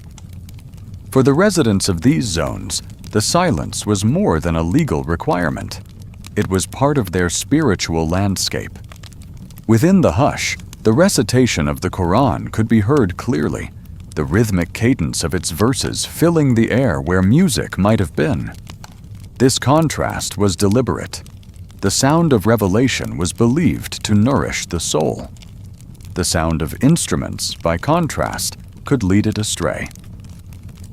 Yet beyond these boundaries, the city was anything but silent. In the markets, music was woven into daily life. Storytellers accompanied by drummers, merchants calling out in melodic chants, children learning to play simple tunes. The dissonance between the noisy vitality of commerce and the disciplined quiet of the sacred precinct was stark. To cross from one into the other was to feel the weight of invisible authority settle on your shoulders. There were those who questioned whether such strict prohibitions were necessary. Philosophers and poets argued that music, when used wisely, elevated the heart toward contemplation rather than distraction. The great polymath Al-Farabi even wrote treatises exploring the ethical uses of melody. But in the quarters governed by the most conservative jurists, such debates were academic. Law had drawn a line, and the line was absolute. Over time, this architecture of silence shaped not only city planning, but cultural memory. Children born within the religious zones grew up associating music with the world beyond the gates, a realm of weddings and marketplaces, but also of temptation. Their ears became attuned instead to the measured recitation of sacred texts, to the call to prayer echoing from the minarets. For travelers and traders, these boundaries could be bewildering. A musician arriving from a city where melodies were tolerated might find himself punished for a performance offered in goodwill. Stories circulated of foreign minstrels who had their instruments seized before they understood what law they had broken. To modern sensibilities, such restrictions can seem severe, even alien. Yet for those who lived within their compass, they represented a commitment to a way of life that valued discipline over desire, the Word of God over the pleasure of the senses. In the sacred zone, silence was not emptiness. It was a presence, a constant reminder that the soul's highest calling was to listen for something beyond human song. And so, the city was divided by a boundary you could not see, but could always hear. On one side, music flourished. On the other, it vanished. To step across that line was to feel the world change around you, to enter a hush so profound that even a single note might shatter it, and with it, the fragile order that silence was built to protect, the invisible circle that protected sacred trees. Imagine walking through the dim green hush of an ancient forest, where the trees seem taller than anywhere else, their roots sinking so deep into the earth they feel older than memory. You come upon a clearing. No walls mark its edges, no fences bar your path, but you feel it all the same. The border you must not cross. In the world of the ancient Celts, sacred groves were not merely clusters of trees. They were living shrines, dwelling places of gods and spirits. And around them, there existed invisible circles of taboo, so powerful that to violate them was to risk not only your life, but your soul. These circles were not arbitrary. Druids, the spiritual leaders of Celtic societies, determined their extent through ritual observation and inherited tradition. A sacred grove might be ringed by boundary stones, but more often it was protected by an unseen perimeter that every local understood. Step beyond it without the right to enter, and you became an outsider, a pollutant in a place where the worlds of the living and the other world touched. Written sources from Roman chroniclers, who observed the Celts with both fascination and contempt, describe these groves as places so holy that no weapon could be carried inside, no branch broken, no animal slain. Pliny the Elder wrote of the reverence the Gauls showed the oak, especially mistletoe growing in its boughs, and how entire communities gathered to watch Druids cut it with golden sickles. But what most Roman authors failed to understand was the invisible geography of taboo that surrounded these rites. The power of the grove was not limited to the clearing itself. It radiated outward into an intangible boundary that could not be measured by paces or landmarks. Crossing into this space unbidden was an act of spiritual aggression. In Celtic law codes, preserved fragmentarily in medieval Irish manuscripts but rooted in much older oral traditions, such trespass was a crime known as forbais na fidna med, violation of the sacred grove. Punishments varied. Sometimes it was a ritual fine, a payment of cattle, cloth, or precious metals to appease the grove's guardians. Other times, particularly in times of war or famine, it was mob justice. Neighbors might rise up together to drive the offender out with stones or spears, and always there was the fear of the curse. Even if no human hand punished you, it was believed that the trees themselves, or the spirits within them, would mark you. Your cattle would sicken. Your children would fall ill. Your lineage would wither. This was not mere folklore, but an integral part of the Celtic worldview. The sacred grove was not a symbol. It was a living node in the fabric of reality, a place where the gods looked directly upon human actions. To protect the groves, communities relied on collective memory rather than physical barriers. Children grew up hearing which trees were safe to climb and which ones must never be touched. Even Romans, with their sophisticated engineering and military discipline, learned to tread carefully when building roads through Celtic territories. More than one legionary commander complained that locals refused to guide them near the groves or would abandon their posts rather than violate a taboo. Archaeological evidence shows that these sites were used for generations. Excavations in Britain and Gaul have uncovered pits filled with offerings, coins, weapons bent deliberately, figurines carved in wood or stone. In some places, entire weapons were thrust upright into the earth, marking the edge of the sacred zone. Yet no ditch or palisade enclosed them. The only true border was the knowledge passed from one mind to the next. Here, you must be silent. Here, you must show respect. Here, you must not set foot unless you are called. Tacitus wrote that to disturb a grove was to doom oneself to exile from the company of men. The words are blunt, but they barely hint at the dread such a transgression inspired. Celtic communities depended on invisible structures of belonging. When you crossed the line, when you ignored the unspoken warning, you declared yourself an enemy not just of the grove, but of everything it protected. The ancestors, the gods, the unbroken pact between the tribe and the land. Even centuries later, long after Roman legions had torn down altars and banned Druidic rites, echoes of these taboos survived. Medieval Irish law tracts still referenced nemed, sacred spaces where ordinary rules did not apply. In the Scottish Highlands, certain groves remained off-limits, haunted by a lingering memory of the old invisible circles. And in folk tradition, stories endured of men who dared to cross the boundary and were never seen again, or who staggered back days later, unable to speak of what they had witnessed. When you hear that there were invisible circles protecting sacred trees, understand that this was not quaint superstition. It was a sophisticated system of social and spiritual governance, woven into every aspect of life.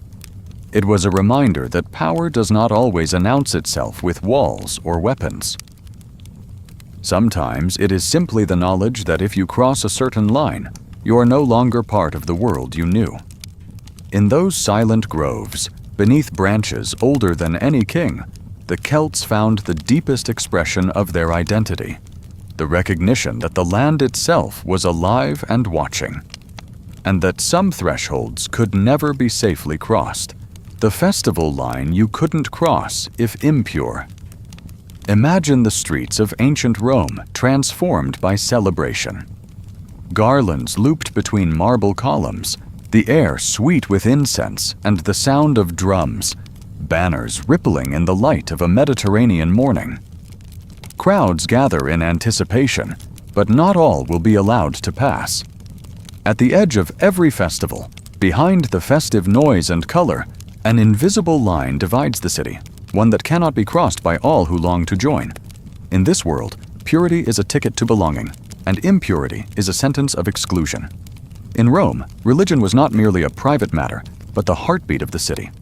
The calendar overflowed with festivals honoring dozens of gods, each ritual more elaborate than the last. These ceremonies were thought to bind the people and the gods in a delicate contract, securing the city's protection and prosperity. But the gods, in Roman eyes, were easily offended. Their favor was fragile. So every festival space, whether a temple forecourt, a sacred grove, or a cordoned plaza, was marked by a threshold of purity.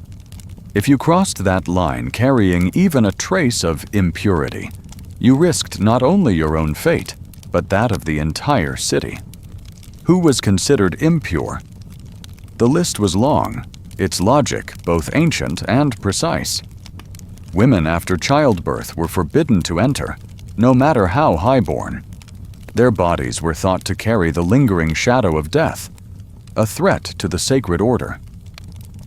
Mourners, too, were kept at a distance, the stain of recent loss clinging to them like a shroud. The sick, especially those with fevers or wounds, were turned away, believed to be in the grasp of malign spirits. Even those who had merely touched a corpse, or who lived under the same roof as someone who had died, were considered unclean for days. Children sometimes waited at festival gates while their mothers, still barred by the laws of purity, remained outside the celebration. The rules were enforced with a seriousness that bordered on the obsessive. At the entrance to every sacred festival, priests and attendants watched for the signs: a woman's unwashed hair, the black sash of a mourner, the pallor of fever. Sometimes the line was literal, a rope or chalk mark on the ground, patrolled by temple staff. More often, it was social, the unspoken knowledge of who belonged and who did not. To cross without permission was not only a breach of etiquette, it was an act of sacrilege. The offender might be publicly shamed, fined, or even forcibly removed. In some cases, their presence was blamed if something went wrong: a rainstorm, a failed omen, a procession interrupted by chaos. Roman historians wrote with pride about the purity of their rituals. Livy and Ovid described how the smallest infraction could lead to disaster. When the Vestal Virgins, the keepers of Rome's eternal flame, were found to have allowed impurity into their rites, the entire city trembled in fear of the gods' anger. In the great festivals, Saturnalia, Lupercalia, Floralia, priests would purify the space with smoke and sacrifice before any procession could begin. Only then, once the gods were assured of their guests' cleanliness, could the festivities proceed. For the excluded, the line was both physical and emotional. Imagine being a mother who had just given birth, standing with your infant outside the sacred circle, listening to the music and laughter within. Imagine a mourner who longed to pray for the dead, forced to wait beyond the temple doors. For the sick, exclusion was often a final humiliation. Their need for blessing or healing met with suspicion and distance. This enforced separation reinforced the idea that purity was privilege and impurity was a kind of shame. Yet the boundaries were not always permanent. Roman religion allowed for rituals of cleansing and reintegration. After the prescribed days had passed, a woman could bathe, offer sacrifice, and rejoin the community. Mourners could purify themselves with incense and water. Even the sick, once recovered, were welcomed back after certain rites were performed. But the memory of exclusion lingered. To have once stood on the wrong side of the line was to know your place: lower, precarious, easily lost. The purity line shaped Roman society in countless ways. It justified hierarchies, reinforcing the notion that the powerful were not only richer or braver, but somehow cleaner, closer to the divine. It also fed superstition and fear. In times of plague or disaster, suspicion often fell on those marked as impure. They became scapegoats, blamed for misfortune because they had violated the boundary. Even the language of Roman law reflected these beliefs. Certain crimes were described as polluting the community, requiring expulsion or ritual cleansing before harmony could be restored. What did it feel like to live with such invisible borders? For most, it was simply the reality of the world. Children learned the rules early, watching who entered and who waited outside. Women calculated the dates of their confinement, praying to recover quickly so they would not miss the great festivals. The sick and dying were sometimes hidden away, not only for their own comfort, but to prevent the taint of impurity from spreading to the rest of the household. Every celebration, every public joy, was a reminder that belonging was always conditional, granted by the gods, guarded by the priests, and revocable at the faintest trace of uncleanliness. Centuries later, the ruins of Roman temples and festival grounds remain. The lines are gone, but their memory persists in the histories and legends passed down through generations.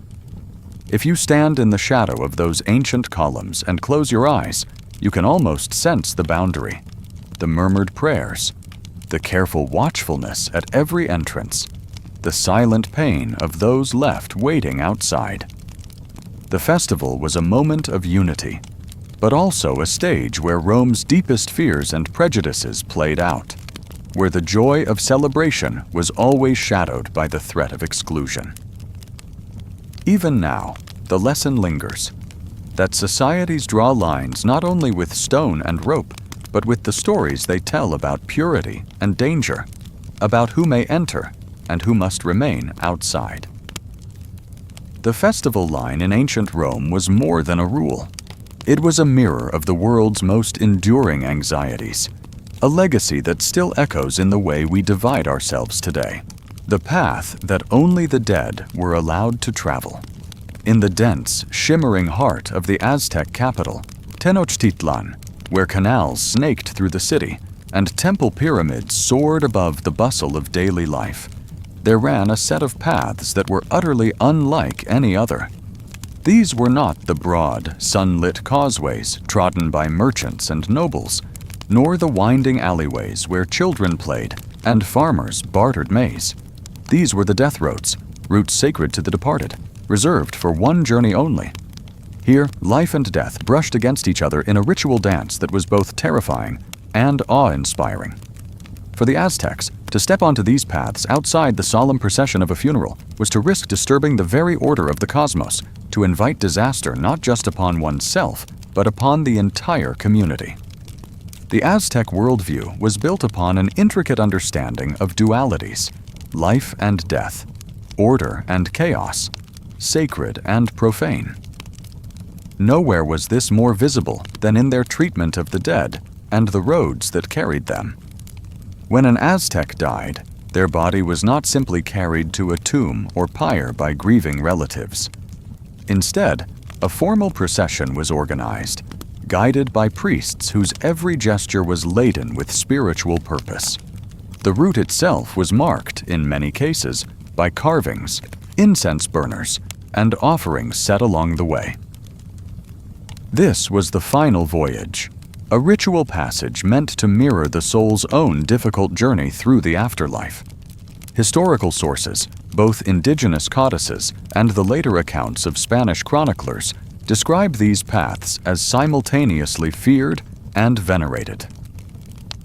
For those who remained among the living, the death road was a place of taboo. It was understood that the boundaries between the worlds of the living and the dead were especially thin here.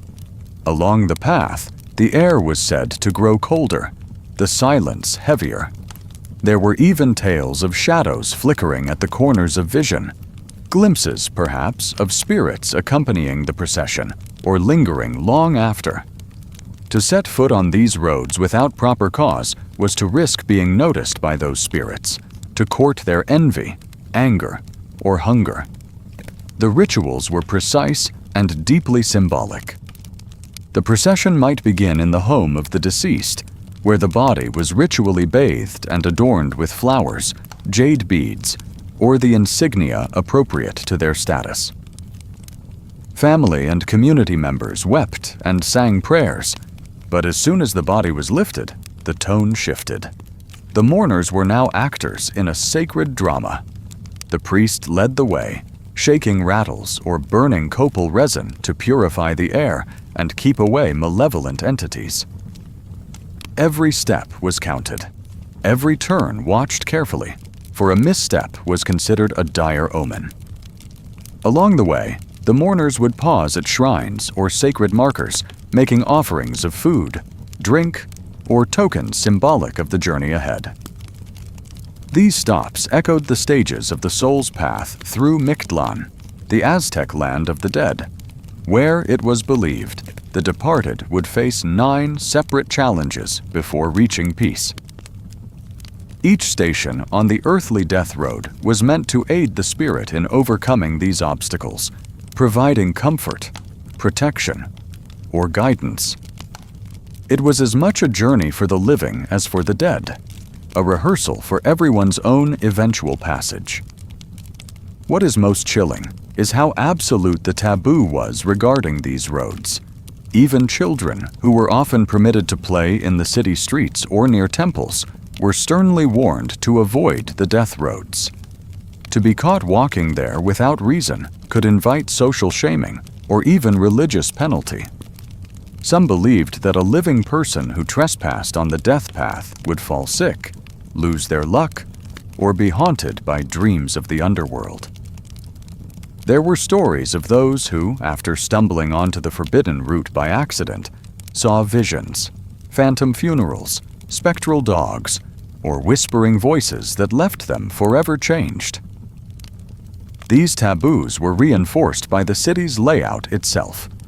In Tenochtitlan and other major Aztec centers, the sacred geography was carefully planned. Paths for the living were wide, busy, and brightly adorned, but the death roads were set apart, often leading directly from city gates to the temple precincts or to burial grounds outside the main plazas. During festivals dedicated to the dead, such as Micaelhuitontli and the later syncretized Dia de los Muertos, these roads came alive with activity. But even then, they remained charged with a solemn power, a reminder that the line between worlds could be crossed only at the right moment, with the right prayers. The consequences of violating these taboos could be devastating, not only for the individual, but for the entire community. Aztec religion held that the balance between life and death was fragile, maintained by ritual precision. If a living person defiled the death path, it was believed that the souls of the dead might become restless or angry, resulting in failed crops, outbreaks of disease, or the birth of malformed children. Priests would be summoned to perform lengthy rites of purification, and sometimes the road itself would be closed to all until the proper balance could be restored. Despite these fears, the death roads were not seen solely as places of dread. They were also paths of memory, connecting families to ancestors and the living to the dead. On the Day of the Dead, families would gather at the entrance to these roads, leaving food and flowers to guide returning spirits. For the Aztecs, the memory of those who had walked the death path before them was a source of identity, a thread tying them to the city's founders, to warriors, to mothers and fathers lost to time. In honoring these roots, they honored the totality of existence, the joy of life, and the inevitability of death, woven together in sacred geography. Looking back on these ancient roads, one sees not just the fear, but the reverence that shaped every aspect of Aztec society. To the people of Tenochtitlan, respecting the boundary between the living and the dead was not an act of superstition, but of wisdom, a way of acknowledging forces greater than themselves. The death road was a line between worlds, one to be crossed only in mourning, in reverence, in the hope that when the time came, others would do the same for them, the bridge where laws changed overnight. Imagine standing at the foot of an ancient stone bridge arching gracefully over a river that divided not just land, but law itself. In many great cities of antiquity and the medieval world, these bridges were more than mere pathways. They were invisible thresholds where the very rules that governed daily life shifted dramatically. Step from one side to the other, and you might leave behind the familiar protections of civic law only to enter a domain where royal decree reigned supreme, a place where customs, rights, and punishments could change overnight with the crossing of a single stone. Take, for example, bridges spanning rivers in cities like Constantinople, medieval Paris, or even earlier in Mesopotamian and Roman urban centers. These structures often marked boundaries between jurisdictions. The municipal authorities controlled one bank, while royal or imperial powers held sway on the other. The division was not arbitrary. It reflected the complex layering of governance that characterized pre-modern polities, where overlapping claims and competing authorities made geography a tool of power. On the civic side, local laws might protect citizens with well-established rights, rules governing property, contracts, market transactions, and community disputes. A merchant here knew his rights to appeal a judgment in local courts, to negotiate with fellow citizens under codified statutes, and to enjoy relative protections against arbitrary punishment. The city's guilds, councils, and assemblies shaped daily life through collective agreements that had evolved over generations. Cross the bridge, however, and everything could change. The royal side was often governed by the sovereign's personal representatives, magistrates or governors, who answered only to the crown. Laws here could be more severe or more lenient, but they were less predictable and less subject to local customs. Punishments might be harsher, and appeals could be denied. Royal decrees could override municipal statutes and taxes imposed without local consent. These divisions mattered profoundly in commerce and justice. A trader negotiating a contract on the civic side might find the same agreement unenforceable once goods crossed the bridge. Criminals could attempt to evade local authorities by fleeing across the river, but on the royal side, they risked encountering harsher law enforcement or different procedures. Conversely, the Crown used these jurisdictions strategically, extending its direct control over key economic or military zones. Legal historians note cases where disputes turned on the exact location of a transaction or an offense, whether it occurred on the city side or the royal side of the bridge. These distinctions were so embedded that medieval maps and city plans marked these boundaries clearly, and markers or gates sometimes stood at the bridge's entrances to remind travelers of the shift in authority. For common people, crossing such a bridge was a moment of uncertainty. They might adjust their behavior, choosing words carefully, avoiding certain actions, or paying tolls and fees demanded by the rulers of the other side. Stories survive of travelers who unknowingly violated the laws of one jurisdiction only to face swift and unexpected punishment, their fate sealed by the simple fact of where their feet landed. Bridges thus became symbols of the fragmented nature of pre-modern law and governance. They highlighted the coexistence of multiple legal systems within a single urban landscape, each with its own logic, power structures, and consequences. The physical act of crossing was intertwined with the metaphorical crossing from one world of law to another. Even as nation-states centralized power, echoes of these divisions persisted. Legal pluralism, the coexistence of different laws for different communities, remained a feature of many societies well into the early modern period. The ancient bridges stand as monuments to a time when geography and governance were inseparable, and where a single step could alter your fate. Today, when you cross an old stone bridge spanning a river that once divided cities, imagine the invisible lines beneath your feet. The lines that divided more than land, that separated justice from decree, citizen from subject, stability from uncertainty. These bridges remind us that law is not only written in books, but carved into the very stones over which we walk. The neighborhood that changed your taxes. In the sprawling urban tapestry of ancient Roman cities, the streets and neighborhoods were far more than mere lines on a map. They were the living arteries of a complex system that governed daily life down to the last coin. Among the most significant, yet often overlooked realities, was the existence of tax zones, invisible boundaries woven into the city's fabric that dictated the economic burdens placed upon its inhabitants. To move from one block to the next could mean crossing into a new fiscal world, where taxes and obligations shifted dramatically, reshaping the fortunes of families and businesses alike. These tax zones were not random, but carefully calibrated by city officials aiming to balance revenue needs with social control.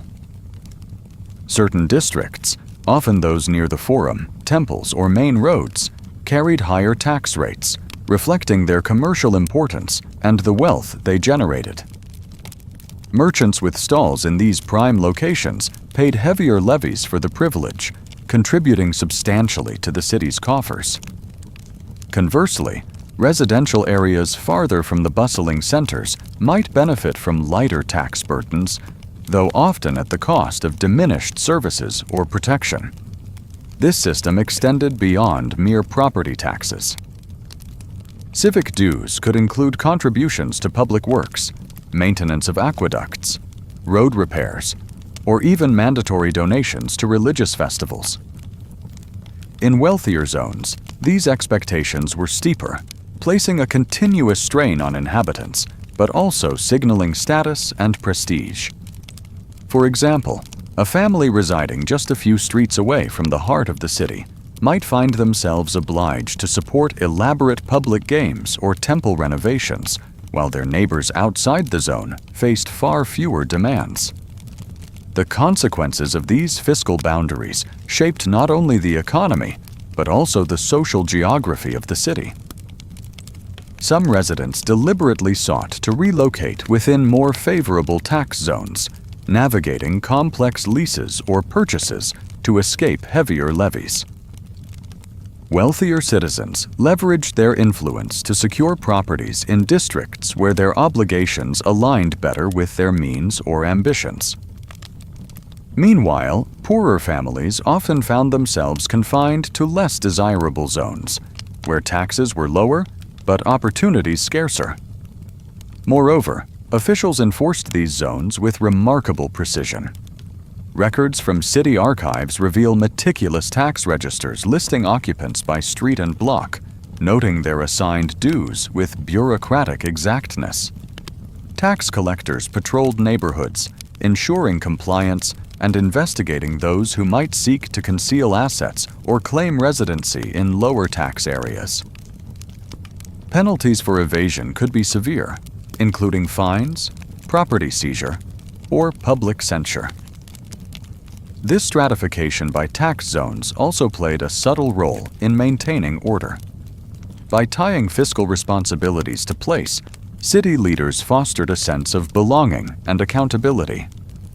Residents of a given zone shared collective interests in the upkeep of their streets, the security of their markets, and the success of local festivals, elements funded in part by their dues. Tax boundaries thus reinforced not just economic divisions, but social cohesion within neighborhoods. Yet, for all its orderliness, the system was not without its tensions.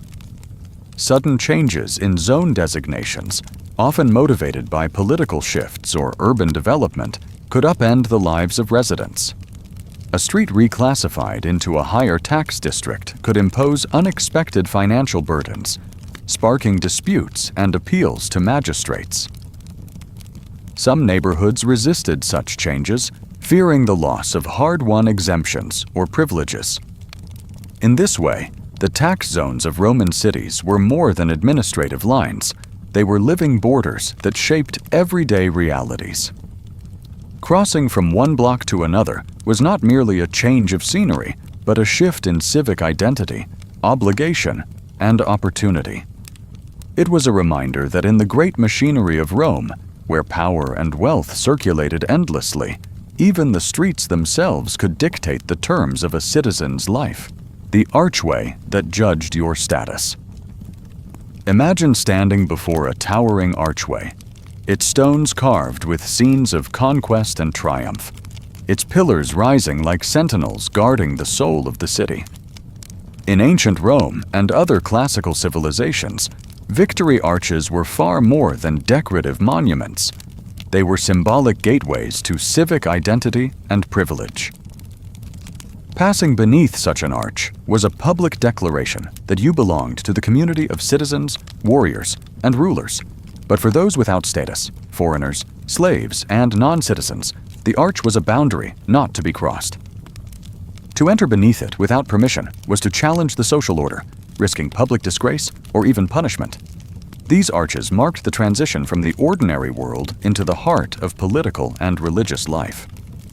In Rome, triumphal arches celebrated military victories, showcasing the emperor's power and the city's glory.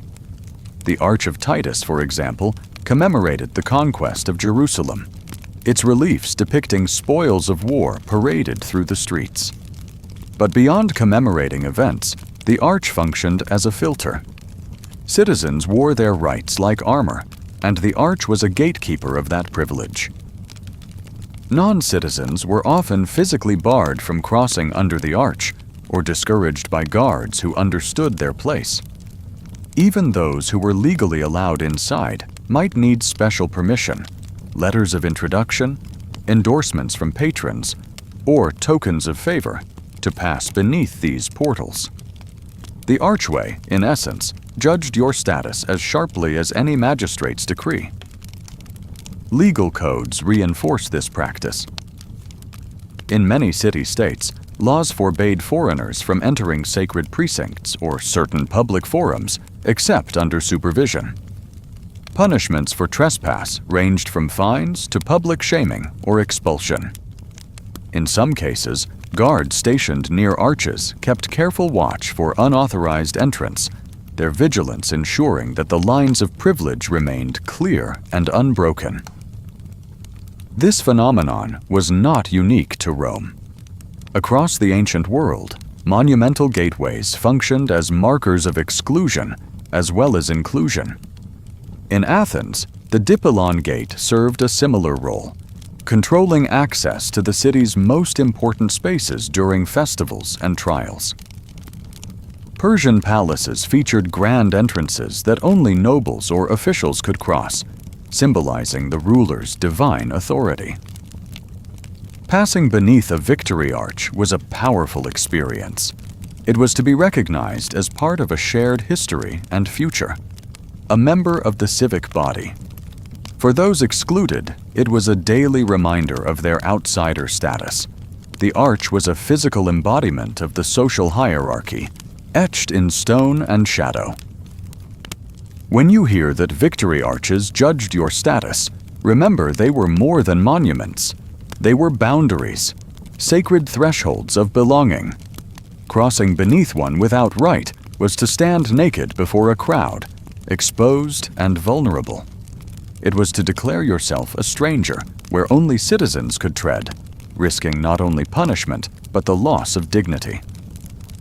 In this way, the archway was a silent but unyielding arbiter, affirming who was inside and who remained forever outside the circle of power. The well only one class could use. Imagine the heart of an ancient Indian city, a maze of winding lanes alive with the clatter of carts, the aroma of spices, and the murmurs of 1,000 lives lived in close quarters. In the heat of summer, all eyes turn to one vital point: the well. Its cold stone rim promises relief, its water a symbol of life itself. But not everyone can approach it. Invisible boundaries encircle the well, enforced by custom and fear, by the silent vigilance of a society obsessed with purity and rank. For some, this well is a lifeline. For others, to even brush its edge is a sentence to violence or exile. To truly understand the weight of this division, you must see how water, the very essence of survival, became a weapon in the hands of the powerful. In ancient and medieval India, the social world was carved up by the institution of caste. Brahmins, Kshatriyas, Vaishyas, Shudras, and beyond them, those labeled as untouchable, the Dalits, each assigned their place in a hierarchy that reached into every corner of daily life. The well was not just a source of water.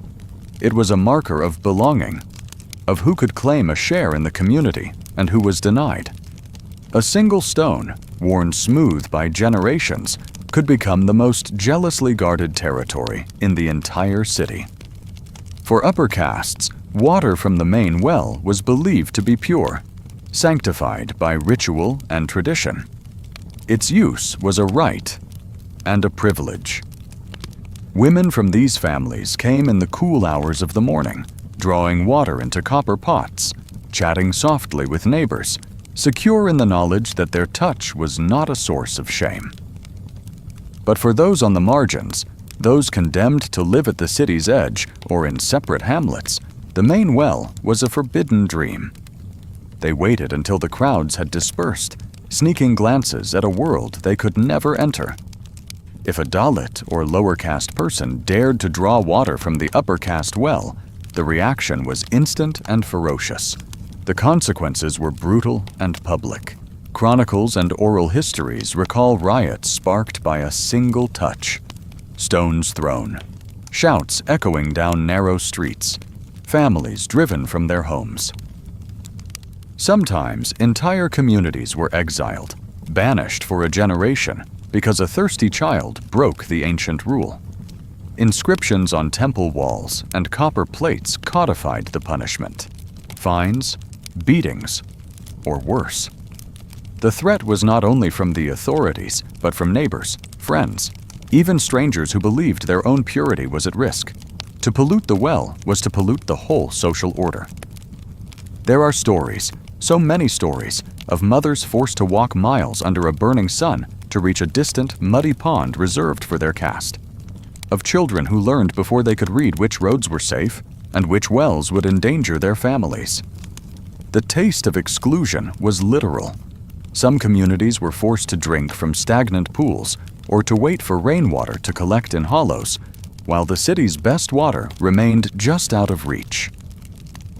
The control of water was a form of power deeper than words or laws. In many cities, local rulers and landlords claimed ownership of the main wells, declaring them sacred and untainted.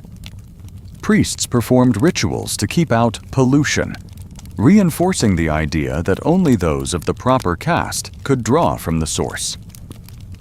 Even when new wells were dug for the lower castes, they were often built on the farthest outskirts of town, a daily reminder of how far one stood from belonging. In the driest months, when every drop mattered, fights erupted. News of a Dalit using the wrong well could spread like wildfire, inciting mobs and fueling ancient resentments. But there were moments of quiet rebellion. Some families risked everything to help neighbors from a different caste, drawing water at night, sharing cups in secret, refusing to let tradition dictate the limits of kindness. Reformers, saints, and poets condemned the cruelty of these boundaries, writing verses that asked, "How can water, given by the gods, be claimed by one hand alone?" Yet their voices were drowned out, more often than not, by the relentless logic of purity and fear. Colonial records from the British Raj captured the persistence of these customs well into the 19th and 20th centuries. Administrators puzzled over the intensity of local disputes, often misunderstanding their root in caste and ritual. Missionaries wrote letters home about villages torn apart by a child's accidental use of a forbidden well. Even in times of famine, when death hovered over the fields, caste rules held fast. People would risk thirst, even death, rather than cross the painted line around the city's main well. Imagine, then, what it meant to grow up in such a place. Your mother teaching you to carry the clay pot with care, to wait your turn at the right well, to watch for the angry glance that could mean disaster. Your name, your touch, your thirst, all weighed against an ancient calculus of purity and pollution. The pain of exclusion was sharpened by the knowledge that the law of the well was older than any king or conqueror. Change came, but slowly. Social reformers like Jyotirao Phule, Dr. B.R. Ambedkar, and Mahatma Gandhi fought for the right of all people to draw water from the same source. Laws were passed, protests erupted, and new wells were dug in acts of defiance and hope. Yet the memory of division lingered, carved into the geography of every city and the habits of every family. The ancient lines, drawn in dust and custom, do not fade easily. If you close your eyes, you can almost hear the sound of buckets clinking against stone, the whispered warnings, the long, silent waits under a merciless sky. The well was more than a source of life. It was the mirror of a society divided against itself, proof that sometimes the simplest needs become the sharpest tools of oppression. Today, the laws have changed. Many wells have no guards, no lines, but the shadow of the old divisions remains. The story of the well that only one class could use is a reminder that water, so necessary, so universal, can also be a boundary, a weapon, and a measure of dignity denied or restored, the roofline you could not look over. In the sun-baked quarters of medieval Islamic cities, the architecture was more than a backdrop to daily life. It was an instrument of social order, a reflection of power, and most of all, a shield for privacy. For the elites and nobles whose fortunes shaped the city's fortunes, the most important boundary was not always a wall or a locked door, but the invisible line of sight that separated their sanctuaries from the gaze of outsiders. It was said that in Cairo, Baghdad, Damascus, or Cordoba, There was a line above which no commoner's eyes were allowed to wander. If a lower-class home was built with a rooftop that overlooked the inner courtyards or gardens of a noble residence, it was not just considered impolite, it was grounds for demolition, enforced by the full weight of the law. This obsession with privacy was rooted in both cultural tradition and religious imperative. In Islamic societies, the home was a sacred space, a private domain where women could move unveiled and where families conducted the intimate business of life away from the prying eyes of the street. The Quran and Hadith extolled the virtues of modesty and respect for personal boundaries, and city planners took these values seriously. Urban design was dictated by a strict etiquette. Windows facing the street were set high and narrow, doors opened into winding alleys, and high garden walls enclosed even the grandest estates. But perhaps the most jealously guarded of all boundaries was the rooftop line.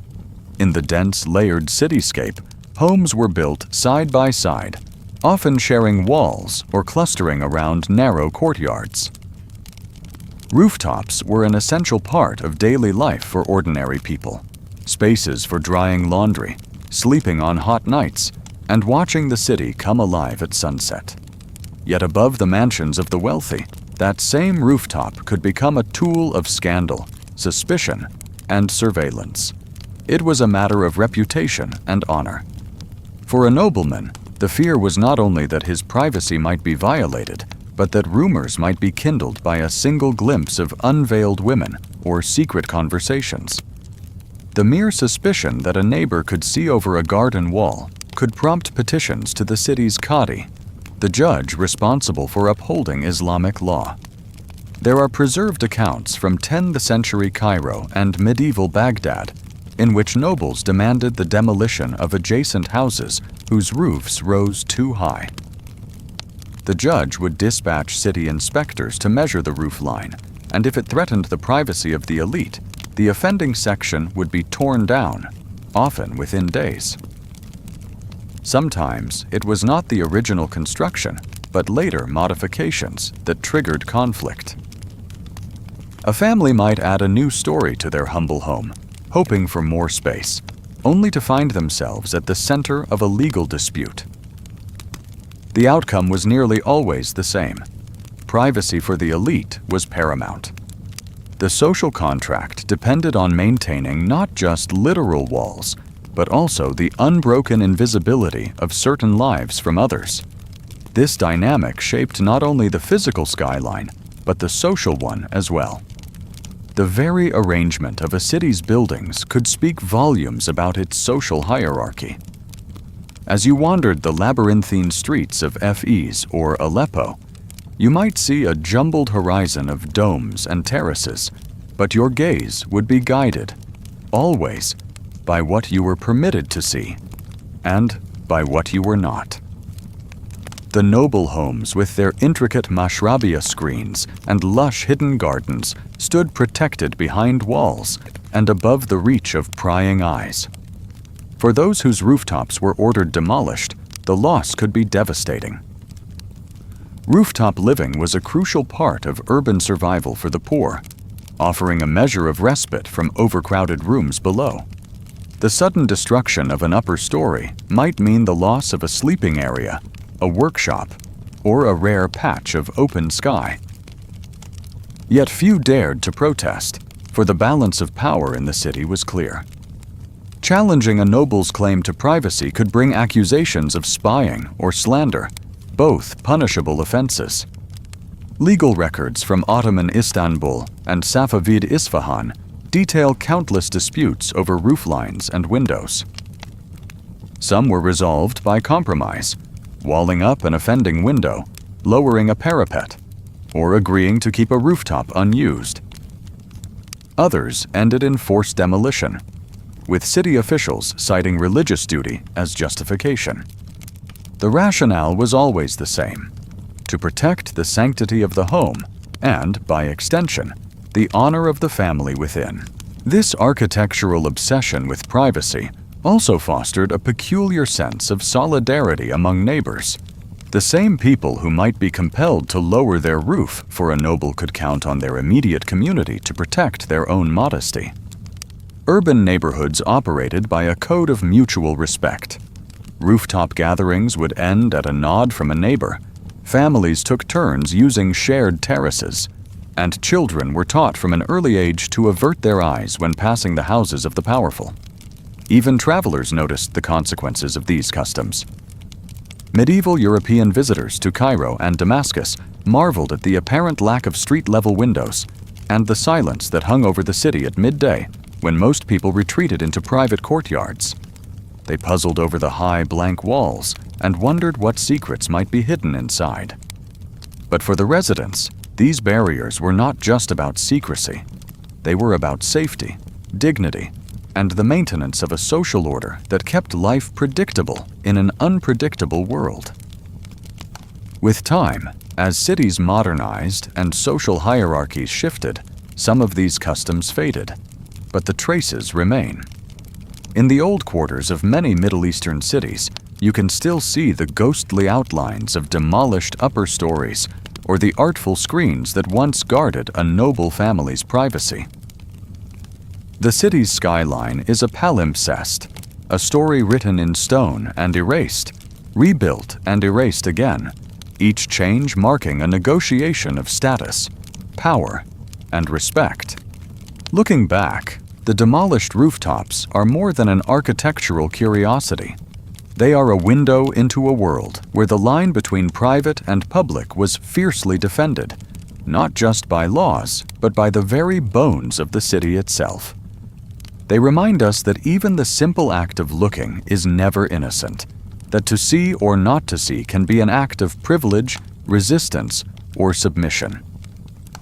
And above all, they reveal the extraordinary lengths to which societies will go to protect the spaces in which people are free, at last, to simply be unseen, the road that meant you were free.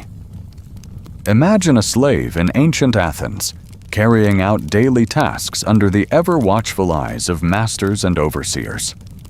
His world was defined by restrictions, where he could walk, work, and even breathe. Among these boundaries, one set of paths held particular significance, the roads that wove through the city's heart, where free citizens marched in triumph and held public gatherings. To step onto these parade routes without the proper freedom papers was to risk unimaginable punishment, torture, exile, or even death. In Athens, freedom was more than a legal status. It was a physical space. The city's layout reflected social hierarchies, with sacred processional roads reserved exclusively for citizens. These routes connected the agora, temples, and theaters, places where democracy, religion, and culture flourished. The parades that filled these streets on festival days were displays of civic pride and identity, underscoring who belonged and who did not. Slaves, by contrast, were confined to the city's margins and private domains. Laws and customs dictated which roads they could traverse, usually the back alleys, service lanes, or paths leading directly to their masters' homes. Their movement was controlled not just to prevent escape, but to preserve the sanctity of civic space. Historical records and inscriptions reveal that the Athenians took violations seriously. A slave caught walking unauthorized on a parade route was subject to severe corporal punishment. The city's legal codes permitted the use of flogging and other forms of torture as deterrents.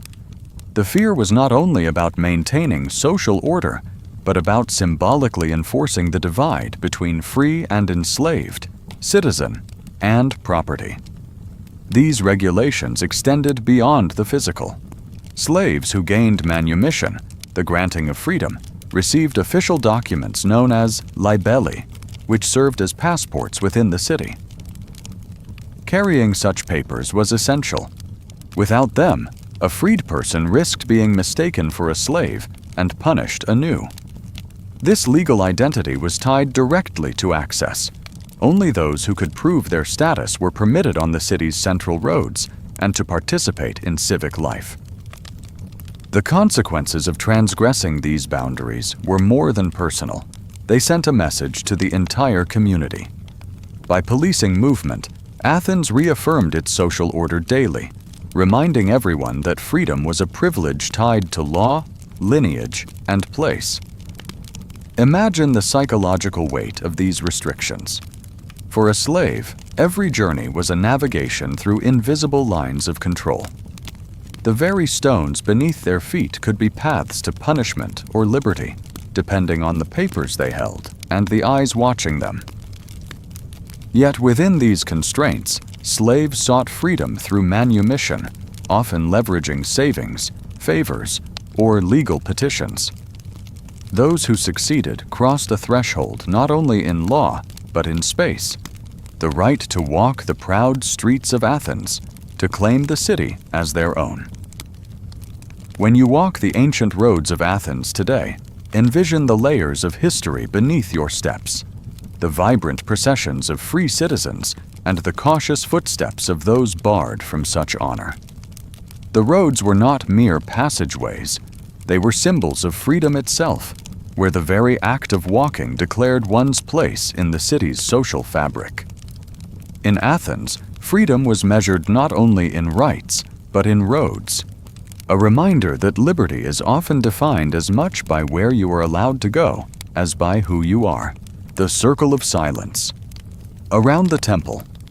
In the heart of ancient Mayan cities, where towering temples pierced the sky and rituals shaped the rhythm of life, there existed an invisible but powerful boundary known to all: the Circle of Silence. This sacred zone encircled each temple, a space where the normal sounds of daily life faded into hushed reverence. To speak too loudly, to laugh boisterously, or even to whisper with careless disregard was not simply rude. It was a profound act of disrespect toward the gods themselves. Mayan temples were more than architectural marvels. They were the earthly abodes of divine presence, the centers where mortals sought communion with celestial forces. The silence around these sanctuaries was an extension of sacred space, a veil that separated the profane from the holy. Merchants, artisans, and nobles who moved near these zones instinctively lowered their voices, mindful that their conduct was being observed not only by priests, but by the unseen powers believed to dwell within. The boundaries of the Circle of Silence were carefully marked, sometimes by stone pillars or carved stelae bearing warnings etched in glyphs, other times by natural features such as groves or elevated platforms. Crossing into this area was to enter a zone where the usual freedoms of speech and noise gave way to restraint and solemnity. The priests, guardians of these rules, enforced silence through ritualized presence. Their quiet footsteps and measured movements modeled the behavior expected of all who approached. The importance of silence was woven into the very fabric of Mayan cosmology. Loudness was associated with chaos, disorder, and the profane. It was believed that only in silence could the prayers and offerings reach the gods unblemished, allowing divine favor to flow back to the city in the form of rain, fertility, and protection. The slightest breach, an ill-timed shout or an unseemly outburst, risked angering the deities, inviting misfortune or spiritual pollution. Punishments for violating the circle's quiet were swift and severe.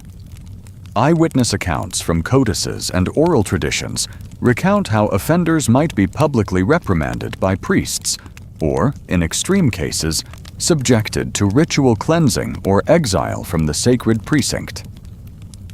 The community understood that maintaining silence was not a trivial rule, but a necessary act to preserve cosmic balance and social harmony. Yet, life outside the circle thrived with vibrant sounds, vendors hawking their wares, children playing games, musicians performing in plazas.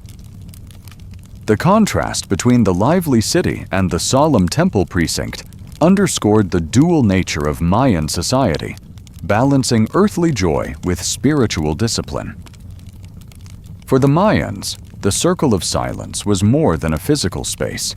It was a living embodiment of respect, belief, and connection to the divine.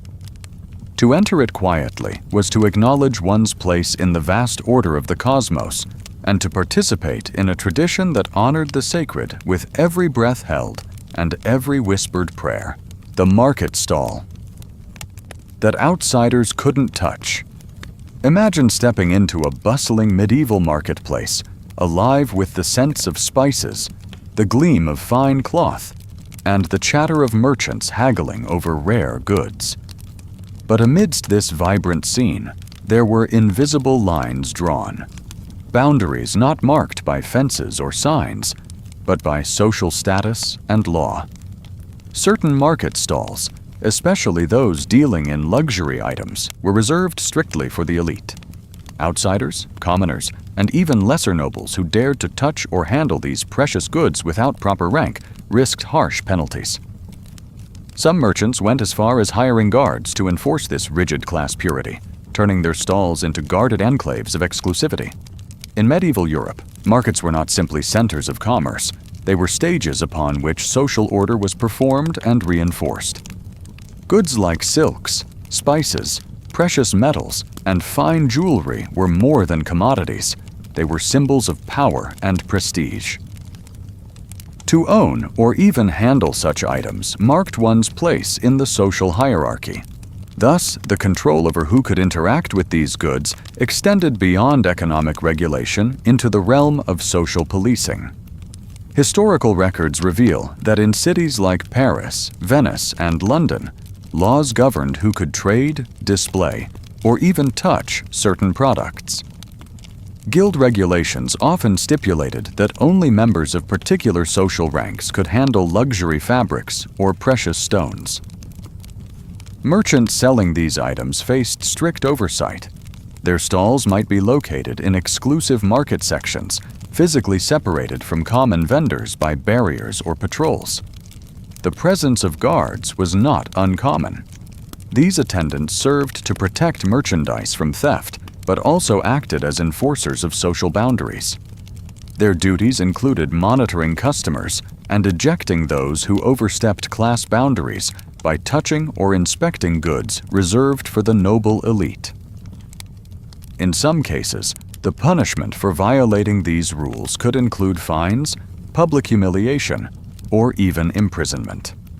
This enforcement was not merely about protecting profits, it was about preserving the illusion and reality of social order.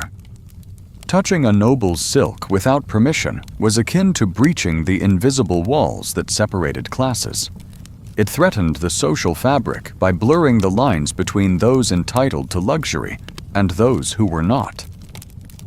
Literary sources from the Middle Ages often reflect this tension. Chronicles and court records recount disputes where commoners were accused of disrespect by handling forbidden goods. Some tales even describe merchants who refused to serve customers, lacking the proper status, risking economic loss to maintain their stall's exclusivity. These stories underline how deeply intertwined commerce and social hierarchy were. Moreover, the fear of contamination, both moral and physical, played a role.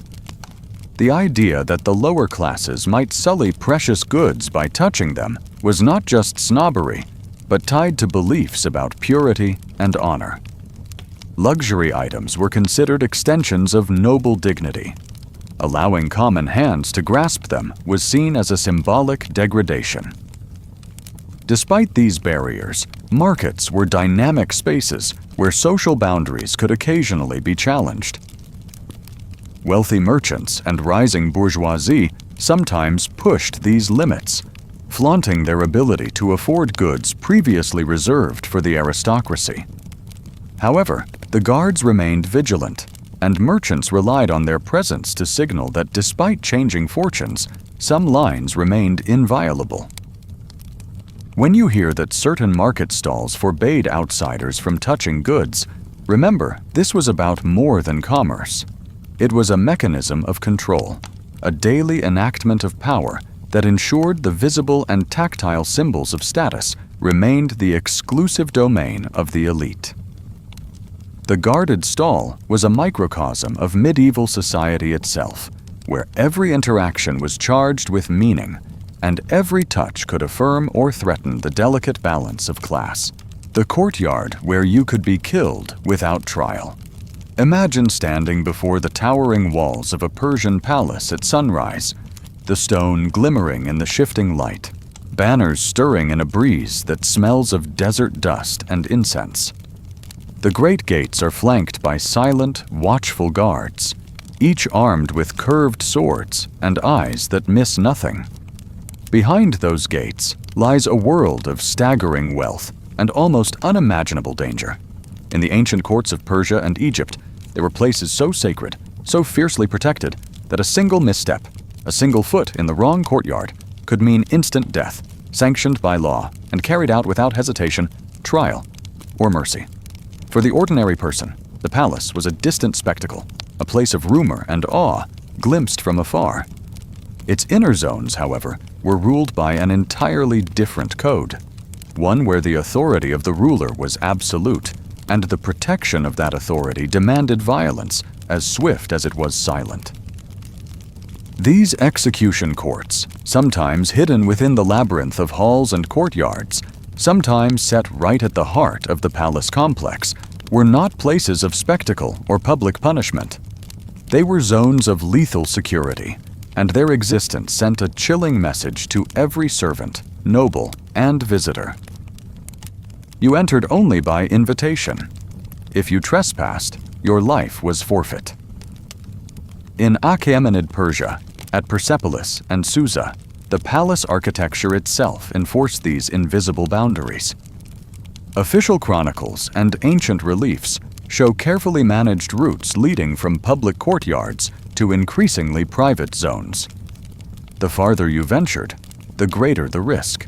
Only those with explicit permission, envoys, high-ranking officials, royal family, could cross the final thresholds. For others, a single wrong turn meant entering the execution courtyard, a space where guards were not just allowed, but required to kill any intruder without question or warning. The law was clear. The sanctity of the royal presence overrode all rights to trial or defense. The rules in Egypt's pharaonic courts were just as merciless. Within the sprawling palaces of Memphis or Thebes, there were courtyards and antechambers considered the personal domain of the living god-king. The outer areas bustled with scribes, petitioners, and tradesmen, but inner courts were restricted to a small circle. Should a servant, laborer, or foreign dignitary stray past a certain point, sometimes marked by a threshold, a painted floor line, or a silent gesture from the guards, they could be cut down instantly. No warning, no hearing. The act was not just tolerated, it was expected. A demonstration that the pharaoh's person was so sacred that his very presence must be shielded by an aura of death. This was not a paranoid overreaction, but a carefully cultivated system. In the ancient world, proximity to the ruler was the ultimate privilege and the ultimate danger. Palaces were always targets for assassins, spies, rivals, and even ambitious courtiers. The boundary of the execution court was as much psychological as physical, a clear signal that the ruler's security was inviolable, that law and justice were, in these spaces, whatever the sovereign decreed in the moment.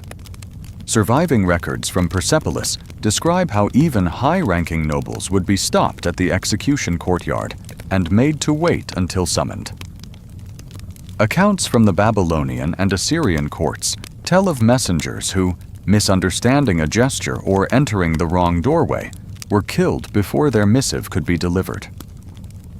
In Egypt, funerary texts and royal decrees sometimes mention those lost in the inner court, an ominous euphemism for those who died unseen, their bodies quietly disposed of to maintain the palace's sanctity. The architecture itself reinforced the message. High walls with no windows, narrow passages leading to courtyards flooded with sunlight, where there was nowhere to hide. Guard posts positioned for maximum visibility. Sometimes a single step across a line meant crossing from the realm of ritual and ceremony to a space where the only law was the readiness of the guards' blades. Imagine the terror of a young servant, new to the palace, realizing too late that he has taken a wrong turn. The sudden silence as he enters the execution court, the gleam of drawn swords, the knowledge that a single cry for mercy will mean nothing. Or the anxiety of a visiting ambassador, standing nervously at the threshold, acutely aware that one misstep could end his mission and his life before a word is spoken. Even seasoned courtiers moved with caution, eyes trained on every gesture from the guards, every subtle signal of where it was safe to stand and where it was not. There were rare moments of clemency, stories of guards who recognized a lost servant and turned them away with a silent warning. But these acts of mercy were exceptions, not the rule. More often, the guards performed their duty with ruthless efficiency, knowing that any hesitation might be punished just as severely. For them, loyalty to the sovereign was absolute. To hesitate was to risk being seen as complicit in a threat to the throne. These execution courts were more than spaces.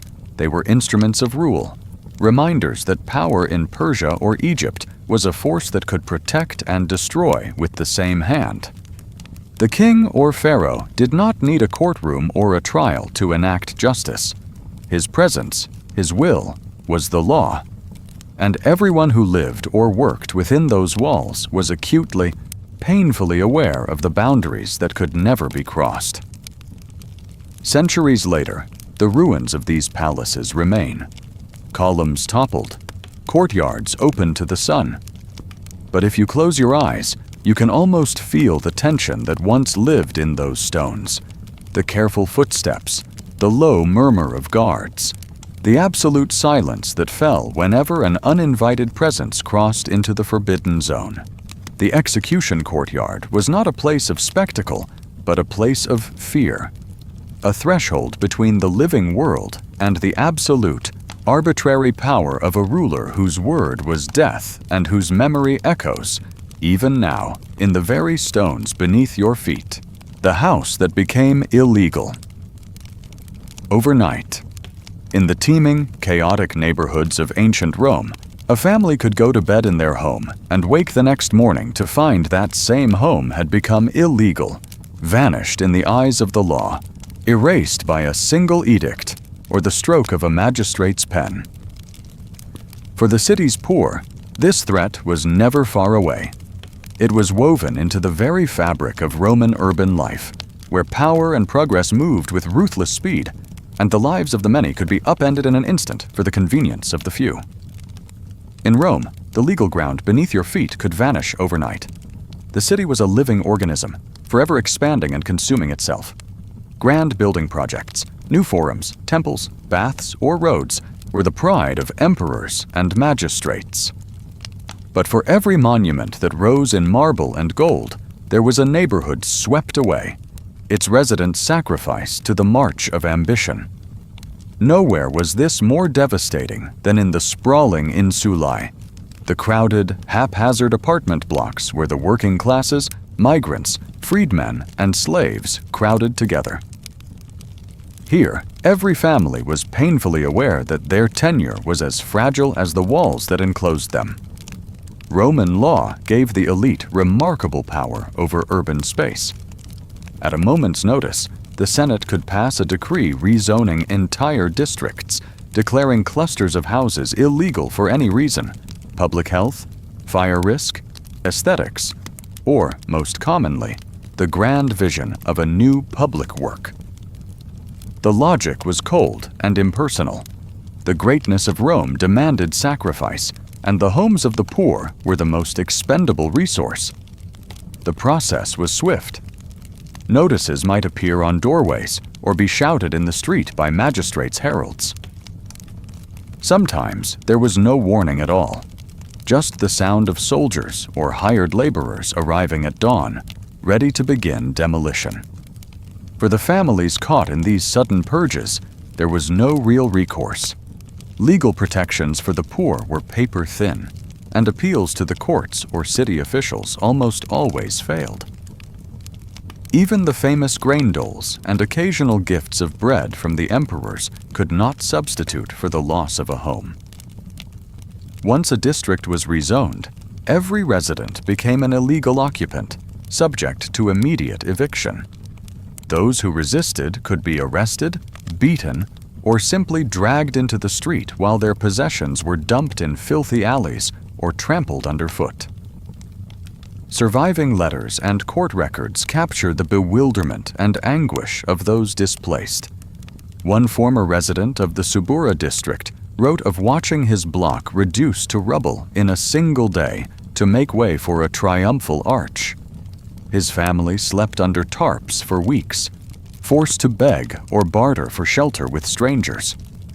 The same story repeated itself across centuries. The construction of Nero's Golden House after the Great Fire, the expansion of the Forum under Augustus, or the endless reworking of the riverfront to build docks, warehouses, or new temples. Each project was a monument to progress built on the ruins of someone's life. What made this so harrowing was not just the suddenness, but the finality. A home declared illegal did not merely disappear from the city's map. It vanished from memory. Ancient Rome had no system of compensation, no alternative housing plans for those dispossessed. The great city's grandeur depended on a constant churn of human lives, on the assumption that the poor could always be pushed further to the margins, that their suffering would evaporate beneath the weight of history. But those who lost their homes did not forget. Street poets and satirists railed against the cruelty of the city's planners, weaving stories of eviction and loss into the collective memory of Rome's underclass. The resentment simmered, sometimes erupting into protest or riot. Even the emperors were not immune. Several faced public unrest or outcry after particularly brutal purges, and some attempted to ease tensions with temporary relief. Yet none were willing to halt the machinery of demolition for long. The physical legacy of these overnight erasures can still be traced in the city's ruins. Archaeologists have uncovered foundations sliced clean through by later walls, streets that simply stop in the middle of nowhere, the skeletons of doorways that once opened onto bustling courtyards and now lead only to silence. These are the ghosts of lives uprooted and histories unwritten, the evidence of progress bought at the highest human cost. Today, when we marvel at the grandeur of Rome, the colonnades, amphitheaters, aqueducts, and arches, we rarely remember the homes erased to make room for them. The city's beauty is a palimpsest, written over lives that vanished overnight, families who learned the hard way that permanence is an illusion. To be poor in Rome was to exist always in the shadow of the next decree, to know that the ground beneath your feet could become forbidden at any hour, that safety was only ever borrowed. In the end, the story of homes that became illegal overnight is more than a footnote in urban history. It is a warning about power, memory, and the people erased by the dreams of empires. It is a reminder that every stone has a cost, and that the price of greatness, in Rome as elsewhere, is most often paid by those whose voices are least likely to be heard.